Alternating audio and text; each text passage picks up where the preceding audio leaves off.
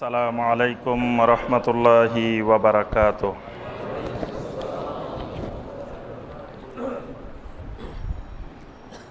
ইন্নাল হামদালিল্লাহ নাহমাদুহু ওয়া নাস্তাঈনুহু ওয়া নাস্তাগফিরুহু ওয়া নাউযু বিল্লাহি মিন শুরুরি আনফুসিনা ومن سيئات أعمالنا من يهده الله فلا مضل له ومن يضلل فلا هادي له وأشهد أن لا إله إلا الله وحده لا شريك له وأشهد أن محمدًا عبده ورسوله يا أيها الذين آمنوا اتقوا الله حق تقاته ولا تموتن إلا وأنتم مسلمون يا أيها الناس اتقوا ربكم الذي خلقكم من نفس واحدة وخلق منها زوجها وبث منهما رجالا كثيرا ونساء واتقوا الله الذي تساءلون به والأرحام إن الله كان عليكم رقيبا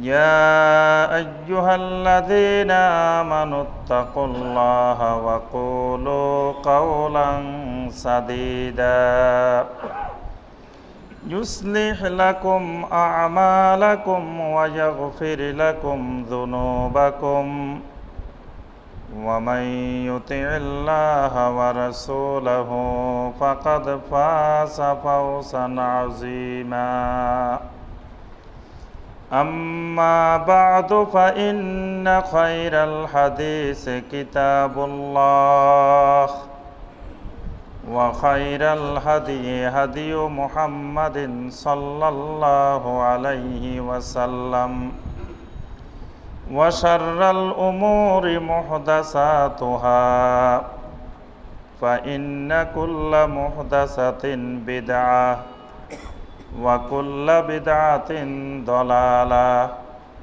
وكل ضلالة في النار اللهم صل على محمد وعلى آل محمد كما صليت على إبراهيم وعلى آل إبراهيم إنك حميد مجيد اللهم بارك على محمد وعلى آل محمد كما باركت على إبراهيم وعلى آل إبراهيم إنك حميد مجيد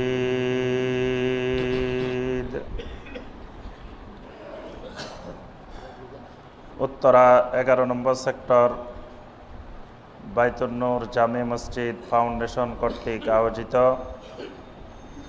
2 মাস ব্যাপী সিরাতুন নবী সাল্লাল্লাহু আলাইহি ওয়াসাল্লাম মাহফিলের আজকে মধ্য ডিসেম্বরের একদিনে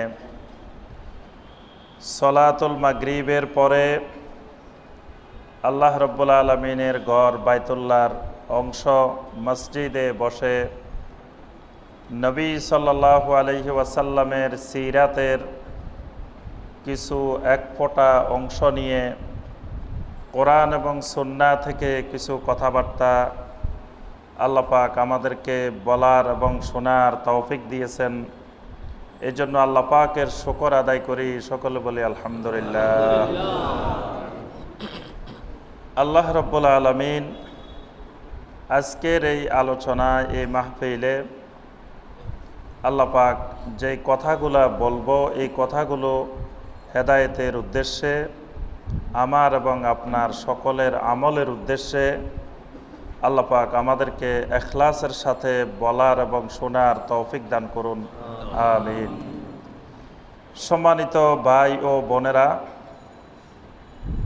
আজকের আলোচনায় আমরা যে বিষয়টি আলোচনা করব, বিষয়টি আমাদের সকলের নিকটে পরিচিত। বিষয়টি হলো হেজাবের বিধান বা পর্দার বিধান। যেহেতু আলহামদুলিল্লাহ অনেক দিন পরে আমাদের অত্র মসজিদে মা বোনদেরও ওয়াজ মাহফিল শোনার ব্যবস্থাপনা করা হয়েছে। আর পর্দার বিধান শুধু মা বোনদের নয়, আমাদের মা বোনদের থেকে আমাদের জানা বেশি জরুরি। কারণ মা বোনদের পর্দার ব্যবস্থাপনা তো করতে হবে আমাদেরকে, এজন্য আমাদেরকে বেশি বেশি এটি জানা উচিত। পাশাপাশি মা বোনদেরও যদি কোরআন এবং সুন্নাহ থেকে কিছু কথাবার্তা এই ব্যাপারে জানা থাকে, তাহলে আল্লাহ পাক হয়তো ওই আয়াতের বরকতে, হাদিসের বরকতে আল্লাহ পাক তাদেরকেও আমল করার তৌফিক দিবেন। সম্মানিত ভাইয়েরা, আল্লাহ রাব্বুল আলামিন আল্লাহ রসুল সাল্লাল্লাহু আলাইহি ওয়াসাল্লামকে দুনিয়ার সকল মাখলুকাতের জন্য, সকল আলমের জন্য আল্লাহ পাক রহমত হিসাবে আল্লাহ পাক দুনিয়া পাঠিয়েছেন। সুবহানাল্লাহ। আল্লাহ পাক সূরা আল আম্বিয়ার 107 নম্বর আয়াতে আল্লাহ পাক বলছেন, ওয়ামা আরসালনাকা ইল্লা রাহমাতাল লিল আলামিন। হে রাসূল, আমি আপনাকে দুনিয়াতে রিসালাত দিয়েছি, রাসূল বানিয়ে আপনাকে পাঠিয়েছি। ইল্লা রাহমাতাল লিল আলামিন, আপনি সমগ্র আলমের জন্য, সমগ্র বিশ্ববাসীর জন্য, সকল প্রকারের মাখলুকাতের জন্য আপনি রহমত স্বরূপ। সুবহানাল্লাহ।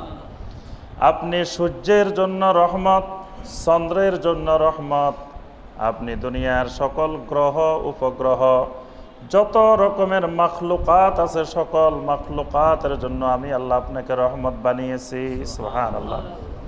আপনি পুরুষদের জন্য রহমত, আপনি নারীর জন্য রহমত, আপনি ধনী মানুষের জন্য রহমত, আপনি গরিব মানুষের জন্য রহমত, আপনি এতিম অসহায় বিধবাদের জন্য রহমত, আপনি দুস্থ অসহায় গরিব মানুষের জন্য রহমত, আপনি দুনিয়ার সকল মাখলুকের জন্য রহমত। আপনি যদি রহমতের অধিকারী না হইতেন, তাহলে দুনিয়ার এত মানুষ আপনার দ্বারে কাছে সমবেত হইতো না। সুবহানাল্লাহ।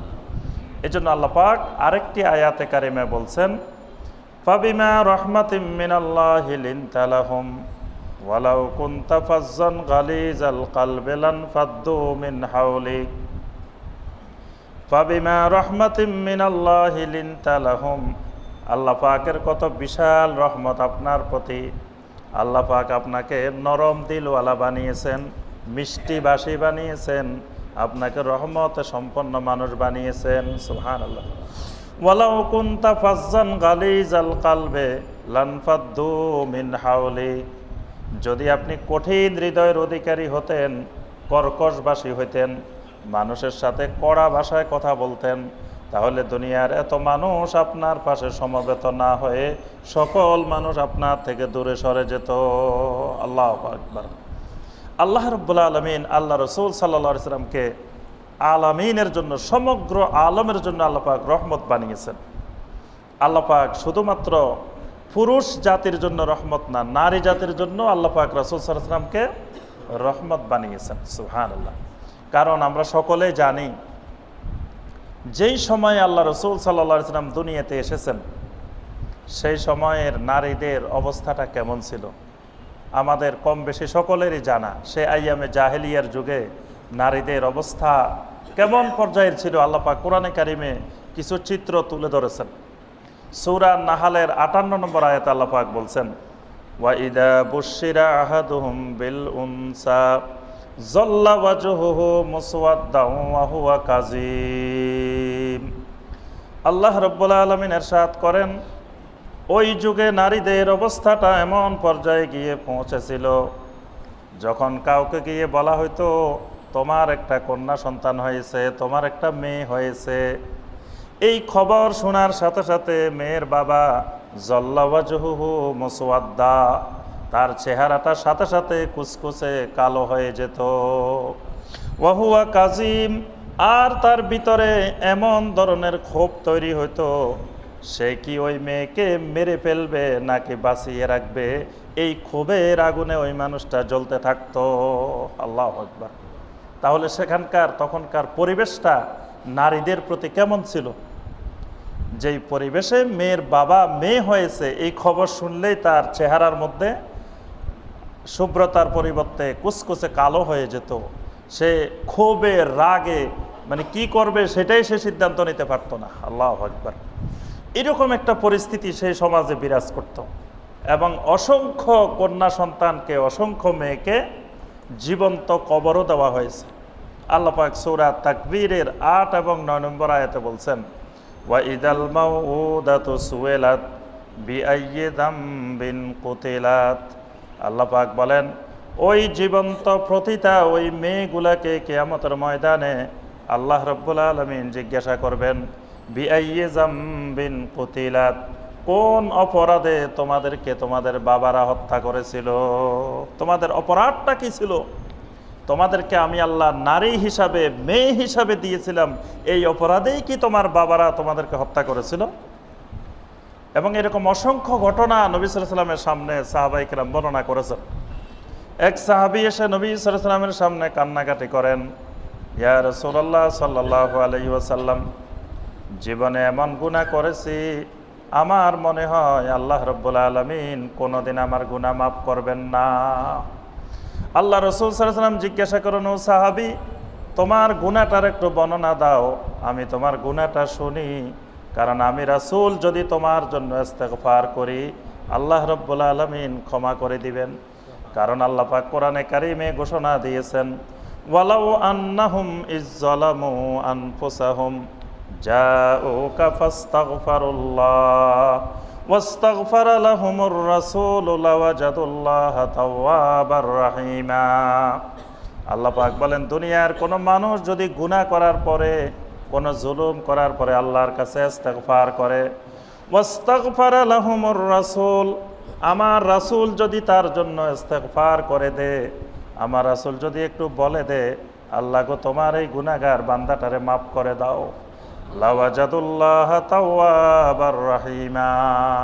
আল্লাহ পাক বলেন, আমার রাসূল যদি ইস্তেগফারের কথা বলেন, তাহলে আমি আল্লাহ অবশ্যই তার গুনাহগুলা মাফ করে দিই। সুবহানাল্লাহ। আল্লাহ রাসূল বারবার বলেন, ও সাহাবী, তোমার গুনাহটার বর্ণনা আমি রাসূলের সামনে একটু বলো, আমি তোমার গুনাহটার বর্ণনা শুনি। সাহাবী বলে না, সাহাবী বারবার শুধু কাঁদে, শুধু কাঁদে, আর বলে, ইয়া রাসূলুল্লাহ সাল্লাল্লাহু আলাইহি ওয়াসাল্লাম, এমন গুনাহ করেছি, এমন অপরাধ করেছি, যেই অপরাধের বর্ণনা আমার এই মুখ দিয়ে দেওয়াও সম্ভব না। আল্লাহ রাসূল সাল্লাল্লাহু আলাইহি ওয়াসাল্লাম বারবার জিজ্ঞাসা করেন, ও সাহাবী, একটু আমাকে বলো তোমার সেই অপরাধের বর্ণনা। ওই সাহাবী বললেন, ইয়া রাসূলুল্লাহ সাল্লাল্লাহু আলাইহি ওয়াসাল্লাম, আমার একটা মেয়ে সন্তান জন্মগ্রহণ করেছিল, ওই মেয়ে সন্তানটাকে আমি বেড়ানোর কথা বলে বাড়ি থেকে বের করে নিয়ে যাচ্ছিলাম, আর এই বাইতুল্লাহর পাশে এসে একটি গর্ত করে আমি ওই মেয়েটাকে যখন কবরের মধ্যে রাখছিলাম, জীবন্ত যখন কবর দিচ্ছিলাম, তখন ওই মেয়েটা আব্বা বলে একটা চিৎকার করেছিল, যে আব্বা, আমাকে কেন এই গর্তের মধ্যে আপনি নিপতিত করছেন? ইয়া রাসূলুল্লাহ সাল্লাল্লাহু আলাইহি ওয়াসাল্লাম, আমি যখন রাত্রে ঘুম যাই, আমার ঘুমের মধ্যে যেন ওই মেয়েটা আব্বা আব্বা বলে চিৎকার করে উঠে। ইয়া রাসূলুল্লাহ সাল্লাল্লাহু আলাইহি ওয়াসাল্লাম, একটা জীবন্ত মানুষকে, এমনকি আমার জীবন্ত মেয়েকে যেভাবে আমি দাফন করেছি, আল্লাহ পাক মনে হয় আমার মতো নিষ্ঠুর জালেমেরে কোনোদিন ক্ষমা করবেন না। আল্লাহ রসুল সাল্লাল্লাহু আলাইহি সাল্লাম এই আলোচনা শুনতেছেন, আর নবী সাল্লাল্লাহু আলাইহি সাল্লামের দুই চোখ মোবারক থেকে জর্জর করে দাড়ি বেয়ে পানি পড়তেছিল। সাহাবায়ে কেরাম বলেন, আল্লাহ রসুল সাল্লাল্লাহু আলাইহি সাল্লামকে জীবনে যত কাঁদতে দেখেছি, এই ঘটনা শোনার পরে আল্লাহ রসুল এত বেশি কেঁদেছেন, যেরকম কাঁদতে আর আমরা কোনোদিন দেখিনি। আল্লাহ রসুল সাল্লাল্লাহু আলাইহি সাল্লাম ওই সাহাবীকে বললেন, সাহাবীরে শোনো, আমিও তোমার জন্য আল্লাহর কাছে ইস্তেগফার করছি, আল্লাহ যেন তোমার অতীতের গুনাহগুলোকে মাফ করে দেন। আল্লাহ রাব্বুল আলামিন আয়াত নাজিল করে বলে দিলেন, ইয়া ইবাদিয়াল্লাযীনা আসরাফু আলা আনফুসিহিম আল্লা তাকনাতু মির রাহমাতিল্লাহ ইন্নাল্লাহা ইয়াগফিরুয যুনুবা জামিআ। আল্লাহ পাক বলেন, বান্দা, যারা নফসের উপরে অনেক বাড়াবাড়ি করে ফেলেছ, অনেক অত্যাচার জুলুম করে ফেলেছ, বান্দারে লা তাকনাতু মির রাহমাতিল্লাহ, আমি আল্লাহর রহমত থেকে কখনো নিরাশ হইও না। ইন্নাল্লাহা ইয়াগফিরুয যুনুবা জামিআ, আমি আল্লাহ রাব্বুল আলামিন তোমার জীবনের যত গুনাহ আছে সকল গুনাহ আমি আল্লাহ মাফ করে দিই। সুবহানাল্লাহ। কারণ আমি আল্লাহ গাফুর, আমি আল্লাহ রাহিম। আমার গাফারতের, আমার মাগফিরাতের, আমার রহমতের দরিয়া অথই সাগর। আল্লাহু আকবার। এরকম অসংখ্য সাহাবী নবী সাল্লাল্লাহু আলাইহি সাল্লামের সামনে এসে জীবন্ত মেয়েকে দাফন করার, হত্যা করার কাহিনী বর্ণনা করেছেন। আল্লাহ পাকের জন্য কোরআনে কারিমে ইরশাদ করেন, ওয়াইদাল মাউদাতু সুইলাত বিআইয়ি যামবিন কুতিলাত। ও দুনিয়ার মানুষ, মেয়ে সন্তানকে হত্যা করা হচ্ছে, ওই হত্যাটা কোন অপরাধে? কিয়ামতের ময়দানে তোমাকে আল্লাহ রাব্বুল আলামিনের সামনে জবাবদিহি করতে হবে। আল্লাহ রসুল সাল্লাল্লাহু আলাইহি সাল্লাম এসে সেই মেয়েগুলাকে, যেই মেয়েদেরকে সমাজে হত্যা করা হতো, জীবন্ত দাফন করা হতো, সেই মেয়েগুলাকে আল্লাহ রসুল সাল্লাল্লাহু আলাইহি সাল্লাম এমন আসনে অধিষ্ঠিত করে দিলেন। আল্লাহ রসুল সাল্লাল্লাহু আলাইহি সাল্লাম ঘোষণা দিলেন, মান কানাত লাহু উনসা ওয়ালাম ইয়াইদহা ওয়ালাম ইউসার ওয়ালাদাহু আলাইহা আদখালাহুল্লাহুল জান্নাহ। আল্লাহ রাসূল সাল্লাল্লাহু আলাইহি ওয়াসাল্লাম বলেন, কোনো ব্যক্তির যদি মেয়ে সন্তান থাকে, কন্যা সন্তান থাকে, আর ওই কন্যা সন্তানকে যদি জীবন্ত হত্যা না করে, জীবন্ত দাফন না করে, ওয়ালাম ইউসার ওয়ালাদাহু আলাইহা, তার ছেলেদেরকে মেয়েদের উপরে অগ্রাধিকার না দেয়, আদখালাহুল্লাহুল জান্নাহ, আল্লাহ রাব্বুল আলামিন এই কন্যা সন্তান লালন পালনের বিনিময়ে আল্লাহ রাব্বুল আলামিন তাকে জান্নাত দিবেন। সুবহানাল্লাহ। যেই কন্যা সন্তান ছিল সমাজের সবচেয়ে অবহেলিত এবং যাদেরকে বাবা পরিচয় দিতে যারা লজ্জাবোধ করতেন, আল্লাহ রাসূল সাল্লাল্লাহু আলাইহি ওয়াসাল্লাম এসে ঘোষণা দিলেন যে মেয়ে সন্তানের বাবারা আদখালাহুল্লাহুল জান্নাহ, মেয়ে সন্তান তোমাদের জান্নাতে যাওয়ার বড় মাধ্যম, বড় উসিলা। সুবহানাল্লাহ।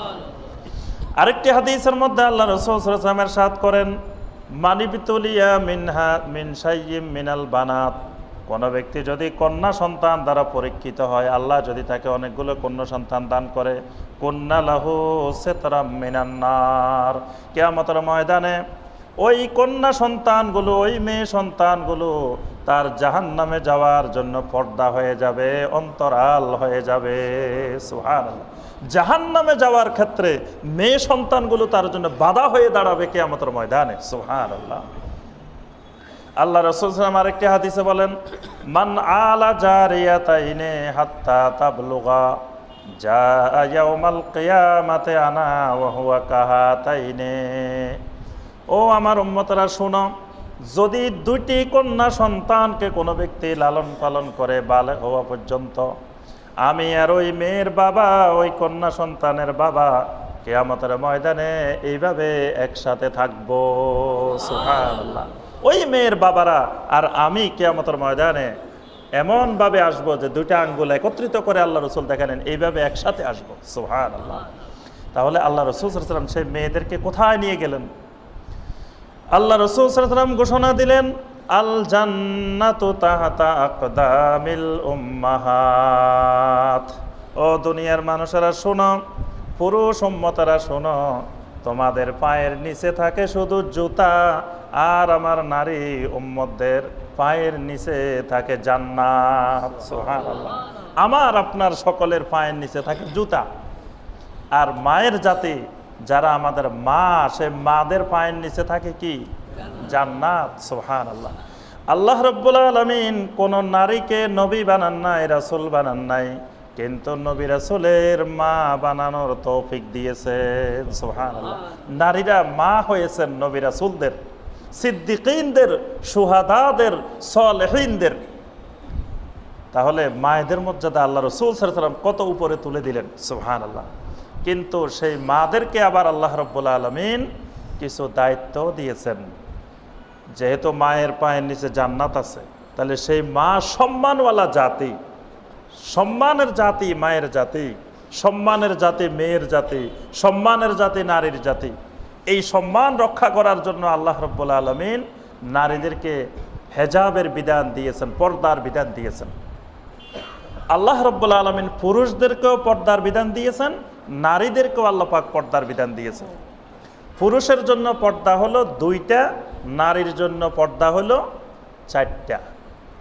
আমরা দুনিয়া থেকে যখন চলে যায়, মানুষ দাফন করি, মাইয়াতকে যখন দাফন করি, পুরুষদেরকে কাপড় দিই কয়টা? হ্যাঁ, 3টা। আর মহিলাদেরকে দিই কয়টা? 5টা।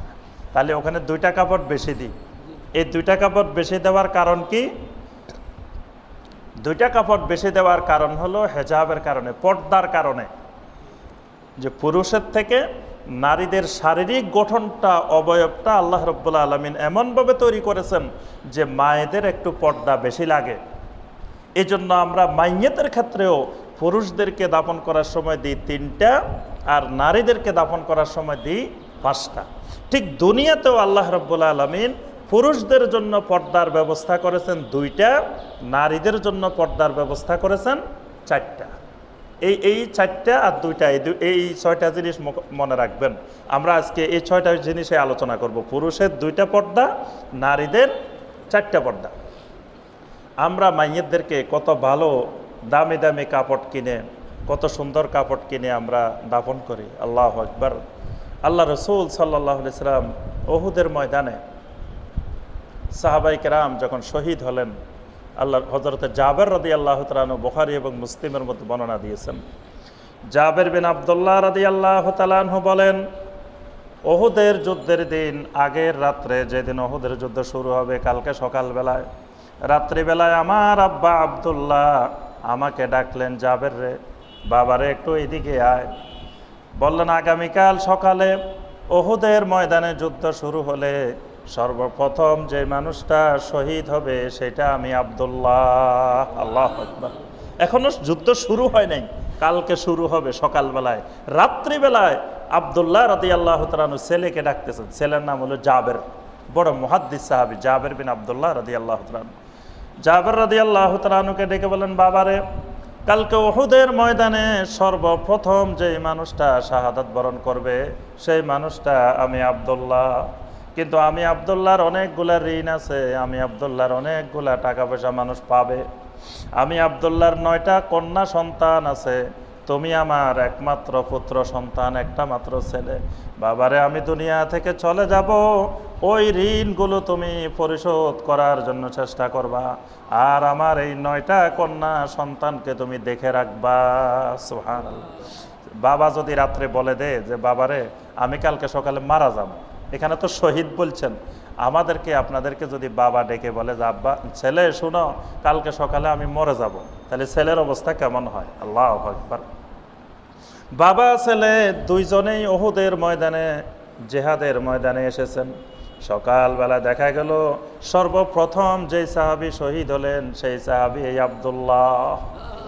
উহুদের ময়দানে যখন 70 জন সাহাবী শাহাদাত বরণ করলেন, আল্লাহ রাসূল সাল্লাল্লাহু আলাইহি ওয়াসাল্লাম সাহাবায়ে কেরামদেরকে বললেন, এদেরকে দাফন করার জন্য তোমরা কাপড় নিয়ে আসো, কাপড় সংগ্রহ করতে থাকো। কাপড় সংগ্রহ করার পরে দেখা গেল 70 জনের জন্য 70টা কাপড়ও পাওয়া গেল না। আল্লাহ রাসূল সাল্লাল্লাহু আলাইহি ওয়াসাল্লামের নিকটে এসে বলা হলো, ইয়া রাসূলুল্লাহ সাল্লাল্লাহু আলাইহি ওয়াসাল্লাম, 70 জন সাহাবীকে দাফন করার জন্য 70টা কাপড়ও সংগ্রহ করতে পারি নাই। আল্লাহ রাসূল সাল্লাল্লাহু আলাইহি ওয়াসাল্লাম বললেন, 2 জন সাহাবীকে একটা কাপড়ের মধ্যে 2 জন সাহাবীকে দাফন করো। তাহলে 35টা কাপড় দিয়ে 70 জন সাহাবীকে দাফন করো। আল্লাহু আকবার।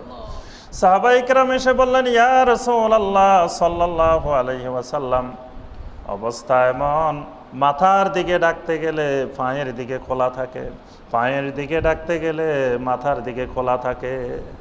আল্লাহ রাসূল সাল্লাল্লাহু আলাইহি ওয়াসাল্লাম বললেন, সাহাবীরা দাফন করার সময় মাথার দিকটা ডেকে দাও, পায়ের দিকটা খোলা থাকুক। আব্দুল্লাহ রাদিয়াল্লাহু তাআলা আনহুর ছেলে জাবের রাদিয়াল্লাহু তাআলা আনহু বলেন, আমার আব্বাকে কোন কবরে দাফন করা হয় আমি শুধু সেটা লক্ষ্য করতেছিলাম।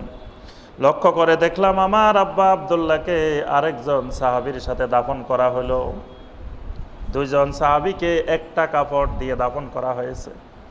আমি জাবের অপেক্ষা করতেছিলাম কোনো এক সময় আমার আব্বাকে কবরের থেকে তুলে আবার আমার আব্বাকে আলাদা করে আরেকটা কাপড় পরিধান করায় আমি একটু দাফন করব।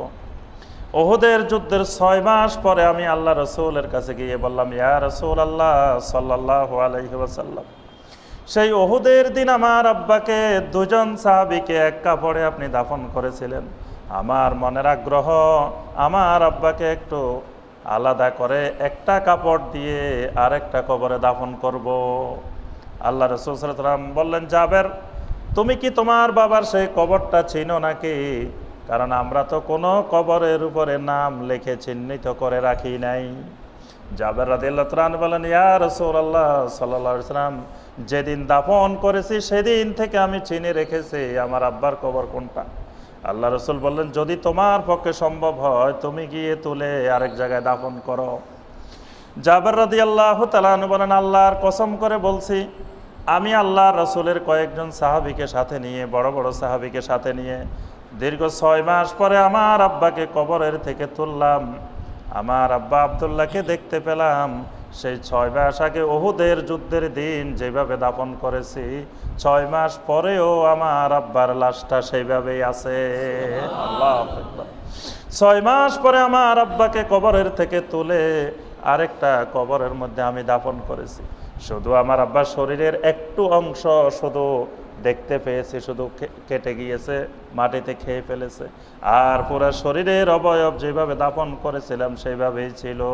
সুবহানাল্লাহ। আমরা আজকে আল্লাহর নিয়ামত কত সুন্দরভাবে দাফন করি মা বাবা মাইয়্যিতদেরকে, আর রাসূলের সাহাবীরা এমন অবস্থায়ও তাদের দিন গিয়েছে যে এক কাপড় দিয়ে 2 জন সাহাবীকে দাফন করা হয়েছে। আল্লাহু আকবার। কিন্তু কাপড় দেওয়া হয় নাই, কাপড় দিতে, দুনিয়ার কাপড় দিতে পারেন নাই, কিন্তু আল্লাহ রাব্বুল আলামিন তাদেরকে জান্নাতের লেবাস দিয়ে দিয়েছেন। সুবহানাল্লাহ। তাদের ঈমানের কারণে, ঈমানের বদৌলতে আল্লাহ রাব্বুল আলামিন তাদেরকে জান্নাতের বিছানা, জান্নাতের লেবাস, জান্নাতের পোশাক আল্লাহ পাক দিয়েছেন। সুবহানাল্লাহ। আমার সম্মানিত ভাইয়েরা বোনেরা, আল্লাহ রাব্বুল আলামিন পুরুষদের জন্য 2টি হিজাব ফরজ করেছেন, নারীদের জন্য 4টি হিজাব ফরজ করেছেন। পুরুষের 2টি হিজাব আল্লাহ পাক সূরা নূরের 30 নম্বর আয়াতে বলছেন। নারীর 4টি হিজাব আল্লাহ রাব্বুল আলামিন সূরা আন-নূরের 31 নম্বর আয়াতে বলছেন। সূরা আন-নূরের 30 নম্বর আয়াতে আল্লাহ পাক বলেন, কুল লিল মুমিনিনা ইয়াগুদ্দু মিন আবসারিহিম ওয়া ইয়াহফাজু ফুরুজাহুম যালিকা আযকা লাহুম ইন্নাল্লাহা খাবীরুম বিমা ইয়াসনাউন। 31 নম্বর আয়াতে আল্লাহ রাব্বুল আলামিন ইরশাদ করেন, ওয়া কুল লিল মুমিনাত ইয়াগদুদনা মিন আবসারিহিন্না ওয়া ইয়াহফাজনা ফুরুজাহুন্না ওয়া লা ইউবদিনা যিনাতাহুন্না ইল্লা মা যাহারা মিনহা ওয়াল ইয়াদরিবনা বিখুমুরিহিন্না আলা জুয়ুবিহিন। এই 2 আয়াতে কারিমায় আল্লাহ পাক এই পুরুষের 2টি হিজাব, নারীর 4টি হিজাব বর্ণনা করেছেন। পুরুষের 2টি হিজাব কি? আল্লাহ রাব্বুল আলামিন ইরশাদ করেন, কুল লিল মুমিনিন, হে রাসূল দুনিয়ায় আপনার মুমিন উম্মত, পুরুষ উম্মতদেরকে আপনি জানিয়ে দিন, তারা যেন ইয়াগুদ্দু মিন আবসারিহিম, তারা যেন তাদের দৃষ্টিগুলোকে সংযত করে রাখে। 1 নম্বর হিজাব হলো দৃষ্টি সংযত রাখা। পুরুষের 1 নম্বর হেজাব দৃষ্টি সংযত রাখা, এটাকে বলা হয় গাদ্দে বাসার, অর্থাৎ এই চোখগুলাকে, দৃষ্টিটাকে সংযত রাখা।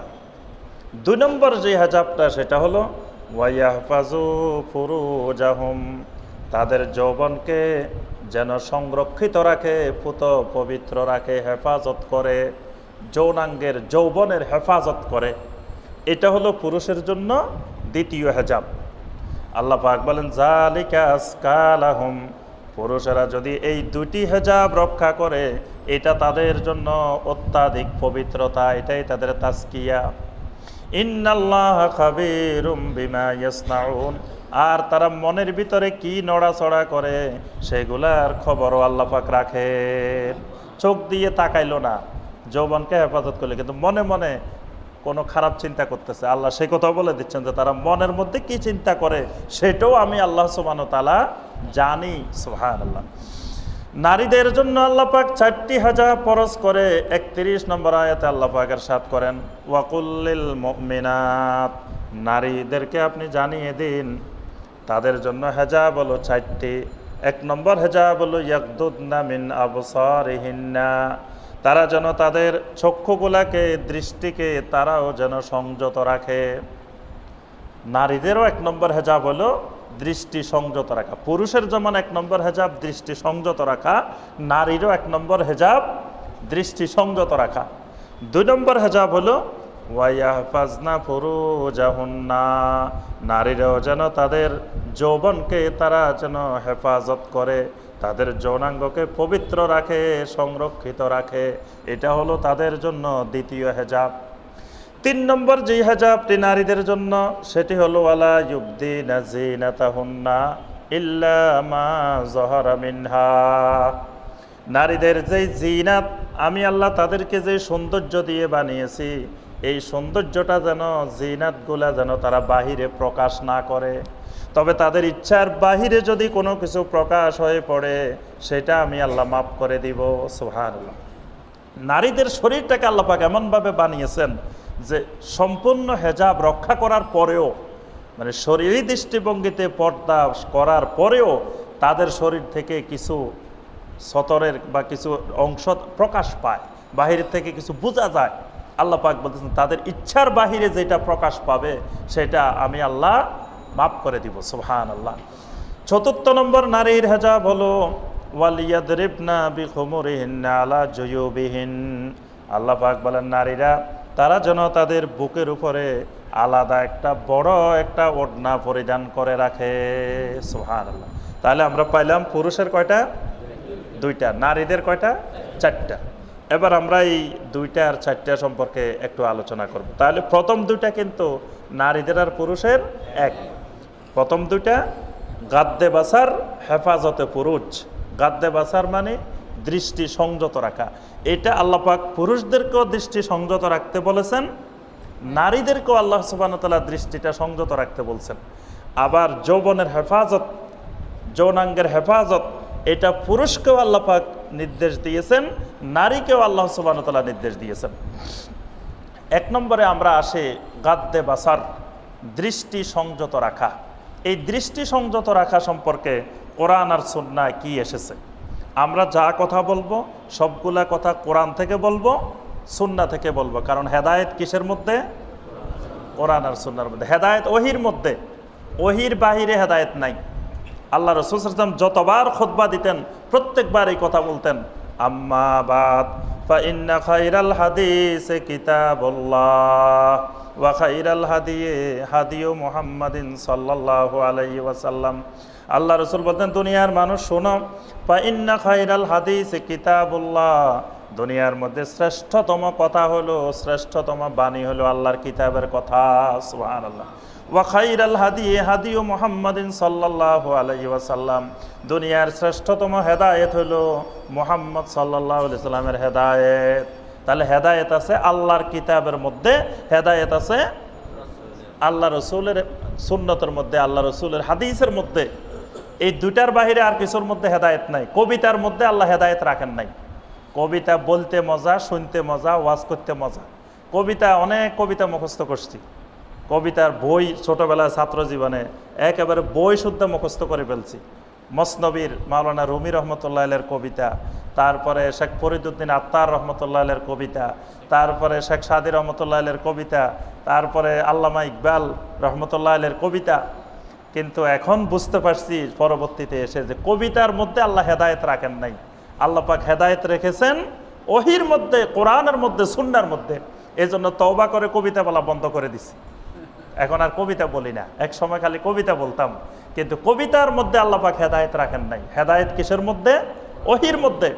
এজন্য যা বলবো, যতটুকু কথা বলবো, ততটুকু ওহির আলোকে কোরআন আর সুন্নাহ দিয়ে বলতে হবে।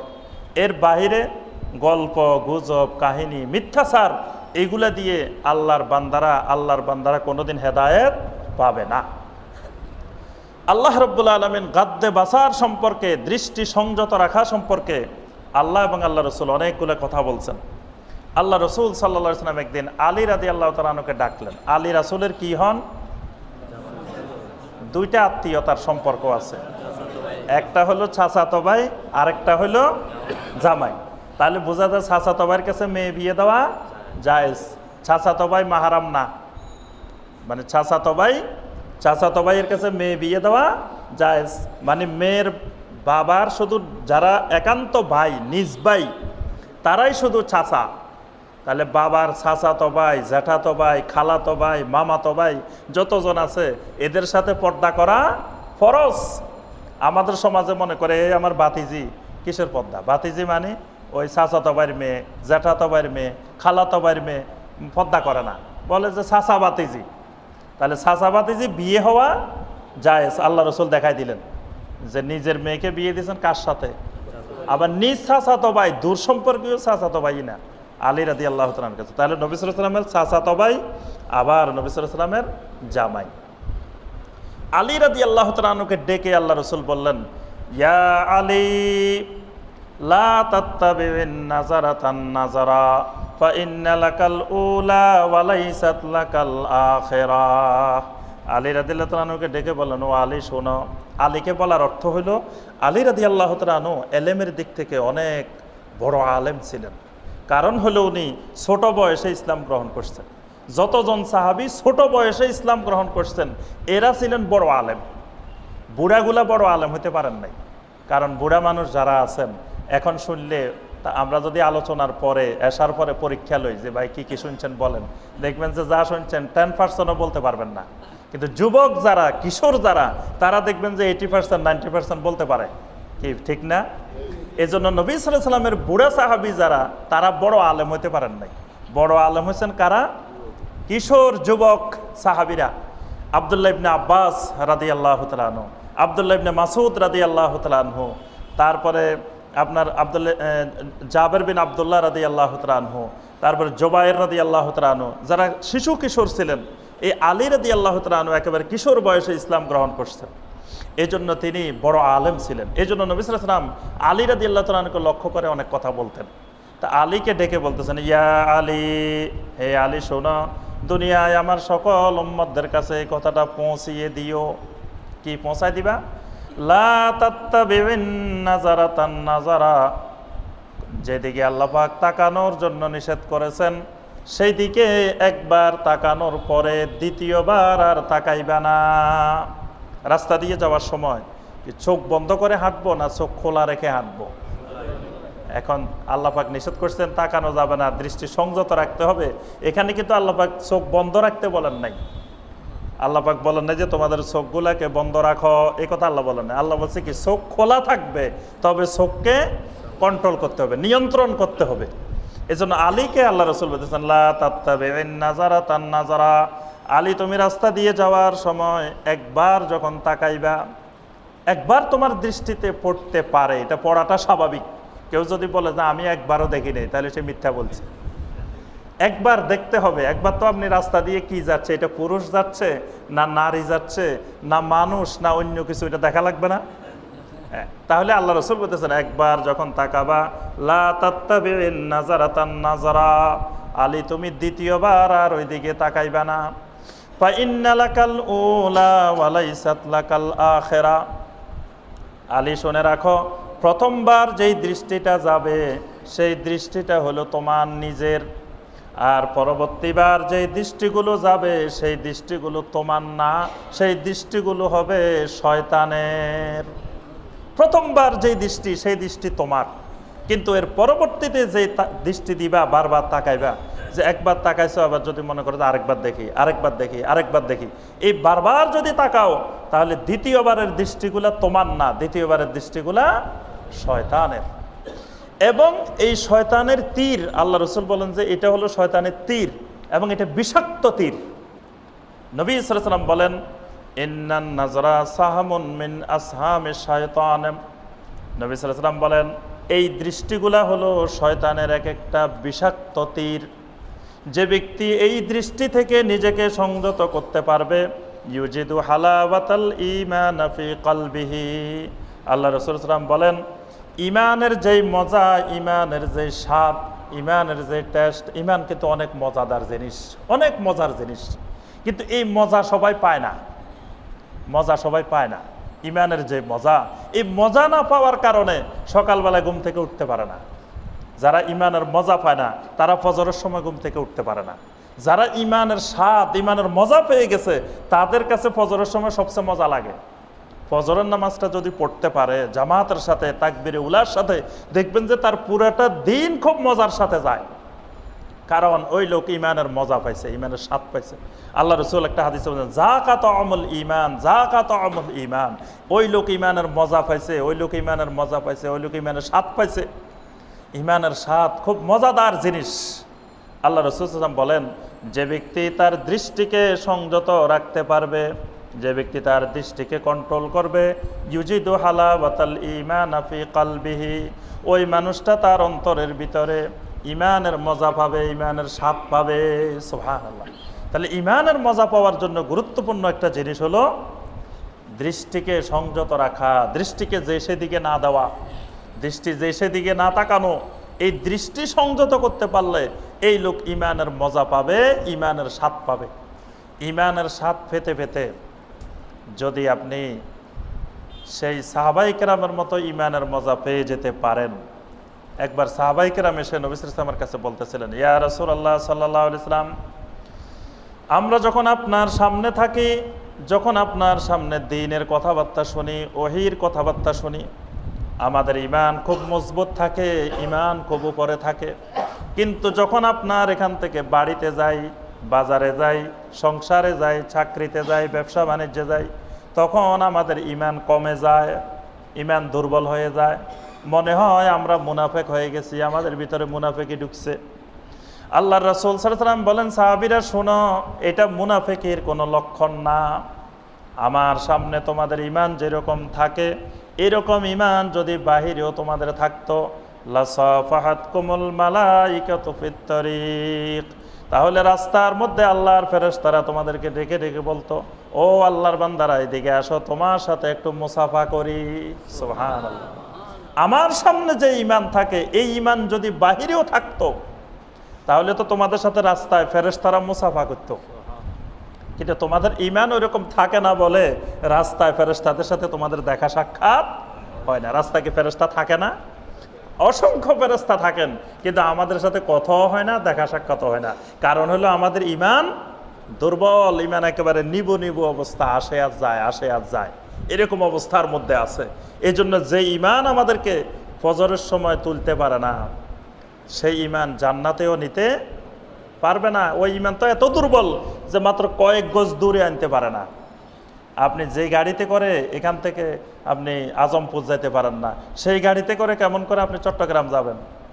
রিক্সায় করে যদি বলেন যে আমি কক্সবাজার যাব, সেন্ট মার্টিন যাব, রিক্সায় করে সম্ভব? তা আপনার ঈমানটা জান্নাতে যাওয়ার জন্য যে ধরনের ঈমান দরকার সেই ধরনের মজবুত ঈমান লাগবে। আর ঈমানকে শক্তিশালী করার জন্য একটা বড় মাধ্যম হলো গাদ্দে বাসার, দৃষ্টি সংযত রাখা। দৃষ্টিকে যদি কন্ট্রোল করে রাখতে পারি আমরা, তাহলে আমাদের এই ঈমানের স্বাদ, ঈমানের মজা আমরা অনুভব করতে পারবো। উম্মে খাল্লাদ রাদিয়াল্লাহু তাআলা আনহা নামে একজন মহিলা সাহাবী ছিলেন। নামটা কি? উম্মে খাল্লাদ। উম্মে খাল্লাদ রাদিয়াল্লাহু তাআলা আনহা, এই মহিলা সাহাবীর একটা ছেলে যুদ্ধের ময়দানে গিয়ে শাহাদাত বরণ করলেন। একজন মায়ের সন্তান যদি শহীদ হয়ে যায়, একটা মায়ের ছেলে যদি মারা যায়, এই সন্তান হারানোর কি ব্যথা, সন্তান হারানোর কি বিষাদ, কি দুঃখ, কি যন্ত্রণা, ওই মা ছাড়া দুনিয়ার আর কেউ বুঝবে না। মায়ের সন্তান শহীদ হয়ে গেছে। উম্মে খাল্লাদ রাদিয়াল্লাহু তাআলা আনহার সন্তান। উম্মে খাল্লাদ রাদিয়াল্লাহু তাআলা আনহা কান্নাকাটি করছেন, শোকে বিহবল। কিন্তু তার পর্দার মাথা থেকে শুরু করে পা পর্যন্ত কোনো জায়গায় পর্দার কোনো লঙ্ঘন হয় নাই। সাহাবায়ে কেরাম আশ্চর্য হয়ে গেলেন, কোন ঈমান উম্মে খাল্লাদের মধ্যে ঢুকেছে? ছেলে শহীদ হয়ে গেছে, ছেলে মারা গিয়েছে। ওই মায়ের যে মুহূর্তে হুঁশ থাকার কথা না, এই কঠিন যন্ত্রণার মধ্যেও ওই মায়ের একটুও পর্দার লঙ্ঘন হইল না। উম্মে খাল্লাদকে গিয়ে জিজ্ঞাসা করা হলো, উম্মে খাল্লাদ, এরকম কঠিন মুহূর্তেও তোমার হেজাব কিভাবে রক্ষা পাইতেছে, হেজাব কিভাবে রক্ষা করতেছ? উম্মে খাল্লাদ রাদিয়াল্লাহু তাআলা আনহা জবাব দিলেন, যেটা কিয়ামত পর্যন্ত দুনিয়ার সমস্ত মায়েদের জন্য শিক্ষণীয় বিষয়। উম্মে খাল্লাদ রাদিয়াল্লাহু তাআলা আনহা বললেন, ইন আরুজ্জা ইবনি লান আরুজ্জা হায়াই। দুনিয়ার মানুষেরা শোনো, আমি আমার সন্তান হারিয়েছি, আমার সন্তান শাহাদাত বরণ করেছেন। কিন্তু দুনিয়ার মানুষ শোনো, আমি তো আমার ঈমান হারাই নাই, আমি তো আমার লজ্জাশীলতা হারাই নাই। সুবহানাল্লাহ। সন্তান হারামা, সন্তান শাহাদাত বরণ করেছেন, তিনি হেজাবের লঙ্ঘন করেন নাই, পর্দার লঙ্ঘন করেন নাই, চেহারাই খুলেন নাই। সাহাবায়ে কেরাম আশ্চর্য হয়ে গেলেন, জিজ্ঞাসা করলেন, বললেন, শোনো, আমার সন্তান হারিয়েছি, আমি কি আমার ঈমানও হারাইছি? আমার সন্তান হারাইতে পারি, কিন্তু আমার ঈমান, আমার হায়া আমার থেকে হারাইতে পারে না। আল্লাহু আকবার। এটাকেই বলে ঈমান, এটার নাম ঈমান। আল্লাহু আকবার। আয়েশা রাদিয়াল্লাহু তাআলা আনহা, বড় একটি ঘটনা আছে হাদিসের মধ্যে, তাফসীরের মধ্যে। আয়েশা রাদিয়াল্লাহু তাআলা আনহা বনু মুস্তালিকের যুদ্ধের সময় গলার হার হারিয়ে ফেললেন। গলার হারটা হারিয়ে গেল। এই হার খুঁজতে গিয়ে কাফেলা, নবী সাল্লাল্লাহু আলাইহি ওয়াসাল্লামের কাফেলা সামনের দিকে চলে গেলেন। আয়েশা রাদিয়াল্লাহু তাআলা আনহা একাকী এখানে রয়ে গেলেন। আয়েশা রাদিয়াল্লাহু তাআলা আনহা এসে দেখেন সবাই চলে গেছেন, আল্লাহ রাসূলও চলে গেছেন, তিনি একাকী বসে আছেন। আল্লাহ রাসূল সাল্লাল্লাহু আলাইহি ওয়াসাল্লাম যাওয়ার সময় একজন সাহাবীকে দায়িত্ব দিয়ে গেলেন। সেই সাহাবীর নাম হলো সফওয়ান ইবনে মুআত্তাল আস-সুলামি রাদিয়াল্লাহু তাআলা আনহু। আল্লাহ রাসূল বলছেন, সফওয়ান, আমরা যাওয়ার পরে এই জায়গার মধ্যে যদি কোনো জিনিস থেকে যায়, কোনো কিছু আমরা রেখে যাই, ওই জিনিসগুলো তুমি নিয়ে আসিও। সফওয়ান ইবনে মুআত্তাল রাদিয়াল্লাহু তাআলা আনহু এসে দেখলেন একজন মহিলা বসে আছে। আয়েশা রাদিয়াল্লাহু তাআলা আনহা বলেন, যখনই সফওয়ান ইবনে মুআত্তাল আমাকে দেখে উঠল, বিইস্তিরজাইহি, সফওয়ান ইবনে মুআত্তাল বলে উঠল, ইন্না লিল্লাহি ওয়া ইন্না ইলাইহি রাজিউন। আমি এই আওয়াজটা শুনতে পেয়ে বুঝতে পারলাম আল্লাহ রাসূলের কোনো সাহাবী আছে, সুতরাং আমার আর কোনো ভয়ের কারণ নাই। আয়েশা রাদিয়াল্লাহু তাআলা আনহা বলেন, আমি এই আওয়াজটা শোনার সাথে সাথে ফাখামারতু ওয়াজহি বিজালবাবি, আমি আমার চেহারাটাকে, মুখমণ্ডলটাকে সাথে সাথে ওড়না দিয়ে ভালো করে ঢেকে নিলাম। সুবহানাল্লাহ। দেখেন, একজন মহিলা মানুষ, সেখানে সফরের সবাই চলে গেছে, উনি অসহায় অবস্থায় আছেন। ওই রকম কঠিন একটা অবস্থা যে মহিলা রাস্তাঘাট চিনেন না, অপরিচিত জায়গা, একটা মরুভূমির জায়গা। মরুভূমির জায়গা কিন্তু আমাদের স্বাভাবিক জায়গার থেকে আরও কঠিন। পানি নাই, রাস্তা কোন দিকে, ঘাট কোন দিকে যাবেন কিছুই জানেন না। এইরকম বিপদের মুহূর্তে একজন সাহাবীর আওয়াজ শুনছেন, পুরুষ সাহাবীর। উনি তো দৌড়ায় যায় বলার কথা যে ও তাড়াতাড়ি আসো, আমি রয়ে গেছি। উনি তো মুখ খুলে বলার কথা, আমি আয়েশা। আয়েশা রাদিয়াল্লাহু তাআলা আনহা বলতেছেন, আমি যখন একজন পুরুষ মানুষের আওয়াজ শুনেছি, তখন সাথে সাথে ফাখামারতু ওয়াজহি বিজালবাবি, আমি আমার মুখমণ্ডলকে ভালো করে ওড়না দিয়ে আমি ঢেকে ফেললাম, আমার মুখমণ্ডলকে ওড়না দিয়ে আমি বেঁধে ফেলেছি। আর ওই সফওয়ান ইবনে মুআত্তাল আমাকে হেজাবের আয়াত নাজিলের আগে আমাকে দেখছেন, এজন্য তিনি আমাকে চিনেন, তিনি বুঝতে পারছেন যে এটা আয়েশা রাদিয়াল্লাহু তাআলা আনহা। তাহলে এখানে আয়েশা রাদিয়াল্লাহু তাআলা স্পষ্ট করে বললেন, যত বিপদের মুহূর্ত হোক, যে কোনো মুহূর্ত হোক, কিন্তু হেজাবের লঙ্ঘন করা যাবে না। পুরুষের যেমন এরকম দৃষ্টিকে সংযত রাখা ফরজ, একইভাবে নারীর জন্য দৃষ্টিকে সংযত রাখা ফরজ। আল্লাহ রাসূল সাল্লাল্লাহু আলাইহি ওয়াসাল্লামের দুজন স্ত্রী আমাদের কি হন? মা, আম্মা জান। একজনের নাম হলো উম্মে সালামা রাদিয়াল্লাহু তাআলা আনহা, আরেকজন আম্মার নাম হলো উম্মে মাইমুনা রাদিয়াল্লাহু তাআলা আনহা। এই দুজন আম্মার নাম শুনছেন না? জি। কয়জন আম্মার নাম জানেন আপনারা? সবচেয়ে বেশি জানেন খাদিজা রাদিয়াল্লাহু তাআলা আনহা, আয়েশা রাদিয়াল্লাহু তাআলা। এই দুজনের নাম সবচেয়ে বেশি মোটামুটি সবাই জানে। এর বাইরে উম্মে হাবিবা রাদিয়াল্লাহু তাআলা আনহা, হাফসা রাদিয়াল্লাহু তাআলা আনহা, এরকম নবী সাল্লাল্লাহু আলাইহি ওয়াসাল্লামের মোট 11 জন স্ত্রী।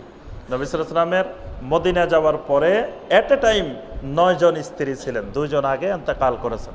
তাহলে ওই 9 জন এবং এই 2 জন, এই 11 জন হলেন আমাদের মা, আমাদের আম্মা। আল্লাহু আকবার। আমাদের আম্মারা কি মূর্খ ছিলেন না জ্ঞানী ছিলেন? আল্লাহু আকবার। কত বড় জ্ঞানী, কত বড় মুহাদ্দিসা। সে আমাদের মা আয়েশা রাদিয়াল্লাহু তাআলা 2210টা হাদিস বর্ণনা করেছেন। সুবহানাল্লাহ। আমরা সেই মায়ের সন্তান। আমাদের মা দুনিয়ার বড় একজন মুহাদ্দিসা। আল্লাহু আকবার। এত বড় সম্মান আল্লাহ আমাদেরকে দিচ্ছেন যে আমাদের মা, এটা আমাদের গর্বের বিষয় যে আমাদের মা 2210টা হাদিস বর্ণনা করেছেন। এবং সবচেয়ে বেশি হাদিস বর্ণনাকারী সাহাবীদের মধ্যে প্রথম সারির 7 জনের মধ্যে একজন মহিলা মানুষ, নারী মানুষ, কিন্তু হাদিসের ওস্তাদ, এবং শত শত হাজার হাজার সাহাবীর তিনি ওস্তাদ। নবী সাল্লাল্লাহু আলাইহি ওয়াসাল্লামের ইন্তেকালের পরে দূর দূরান্ত থেকে সাহাবায়ে কেরাম এসে আম্মা জান আয়েশা রাদিয়াল্লাহু তাআলার কাছে হাদিস শিখতেন। আম্মা জান ঘরের ভিতরে বসতেন, সাহাবায়ে কেরাম বাইরে বসতেন। আম্মা জান ভিতর থেকে হাদিস বর্ণনা করতেন, সাহাবায়ে কেরাম সেগুলো লিখে নিয়ে যেতেন, মুখস্থ করে নিয়ে যেতেন। সুবহানাল্লাহ। সেই আয়েশা রাদিয়াল্লাহু তাআলা আনহা বেশি প্রসিদ্ধ। আরও যে সকল মায়েরা ছিলেন, হাফসা রাদিয়াল্লাহু তাআলা আনহা, তারপরে উম্মে সালামা, উম্মে মাইমুনা, এরও মুহাদ্দিসা, এরও হাদিস বর্ণনা করেছেন। আল্লাহ রাসূল সাল্লাল্লাহু আলাইহি ওয়াসাল্লাম একদিন বসে আছেন, আল্লাহ রাসূলের সাথে 2 জন মা, একজন হলেন উম্মে সালামা, আরেকজন হলেন উম্মে মাইমুনা রাদিয়াল্লাহু তাআলা আনহুমা। এমন সময় দূরে থেকে আব্দুল্লাহ ইবনে উম্মে মাকতুম রাদিয়াল্লাহু তাআলা আনহু আসতেছেন। আব্দুল্লাহ ইবনে উম্মে মাকতুম রাদিয়াল্লাহু তাআলা আনহু যিনি, উনি অন্ধ সাহাবী, চোখে দেখেন না। নবী সাল্লাল্লাহু আলাইহি ওয়াসাল্লামের মুয়াজ্জিন ছিলেন 4 জন, মসজিদে নববীতে 2 জন, মসজিদে হারামে 1 জন, মসজিদে কুবায় 1 জন। এই 4 জন সাহাবী নবী সাল্লাল্লাহু আলাইহি ওয়াসাল্লামের মুয়াজ্জিন। তন্মধ্যে একজন হলেন এই আব্দুল্লাহ ইবনে উম্মে মাকতুম রাদিয়াল্লাহু তাআলা। এই অন্ধ সাহাবীও নবী সাল্লাল্লাহু আলাইহি ওয়াসাল্লামের মুয়াজ্জিন ছিলেন। তো তিনি নবী সাল্লাল্লাহু আলাইহি ওয়াসাল্লামের দিকে আসতেছেন। আল্লাহ রাসূল সাল্লাল্লাহু আলাইহি ওয়াসাল্লাম ওই 2 জন স্ত্রীকে বললেন, উম্মে সালামা আর উম্মে মাইমুনা, ইহতাজিবা মিনহু, তোমরা 2 জনে ওই আব্দুল্লাহ ইবনে উম্মে মাকতুম থেকে পর্দা করো, তোমরা 2 জন সরে যাও। তখন ওই 2 মায়েরা জিজ্ঞাসা করলেন, ইয়া রাসূলুল্লাহ সাল্লাল্লাহু আলাইহি ওয়াসাল্লাম, সরে যাব কেন? এই সাহাবী তো আলাইসা হুয়া আমা ওয়ালা ইউবসিরুনা, এই সাহাবী তো অন্ধ সাহাবী, আমাদেরকে দেখে না, উনি তো অন্ধ মানুষ, উনি আমাদেরকে দেখে না, তাহলে উনার সামনে পর্দার দরকার কি? ওনার সামনে তো পর্দা করার দরকার নাই, উনি অন্ধ মানুষ, আমাদেরকে কিছু দেখে না, তাহলে আমরা পর্দা করব কেন?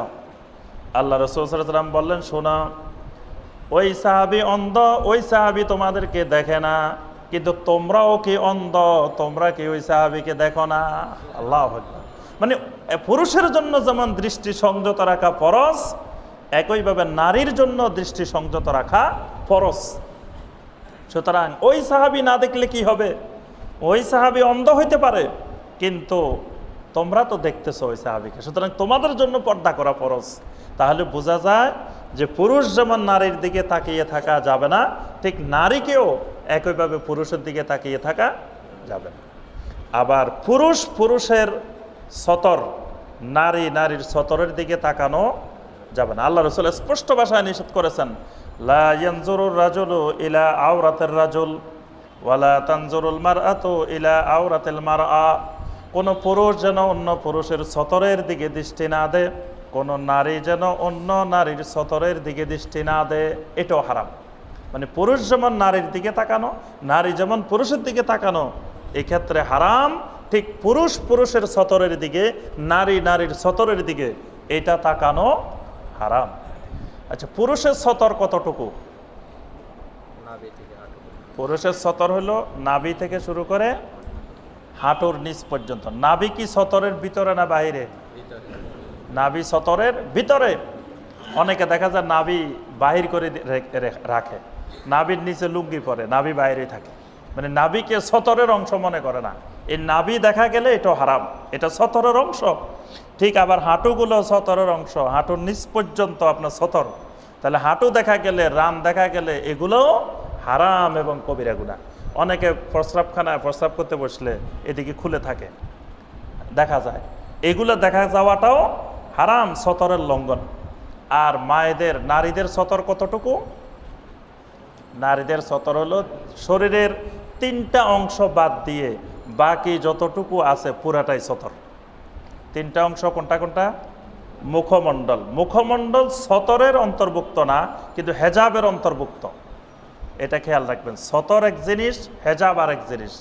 সতর সর্বমুহূর্তে ফরজ, হেজাব শুধুমাত্র আপনার যখন বের হবে অথবা গায়রে মাহরামের সামনে যাবে তখন ফরজ। হেজাব সবসময় ফরজ না, কিন্তু সতরটা সবসময় ফরজ। একাকী থাকলেও সতর ফরজ। তাহলে নারীর সতর মুখমণ্ডল, 2 হাতের পাতা, পায়ের পাতা, এই 3টা অংশ বাদ দিয়ে বাকি শরীরের যত অংশ আছে সবটুকু নারীদের জন্য সতর। এবং এই 3টা অংশ, যে 3টা অংশের কথা বললাম, এই 3টা অংশ হেজাবের আওতাভুক্ত হয়ে যাবে যখন এই 3টা অংশের মধ্যে জিনাত থাকবে।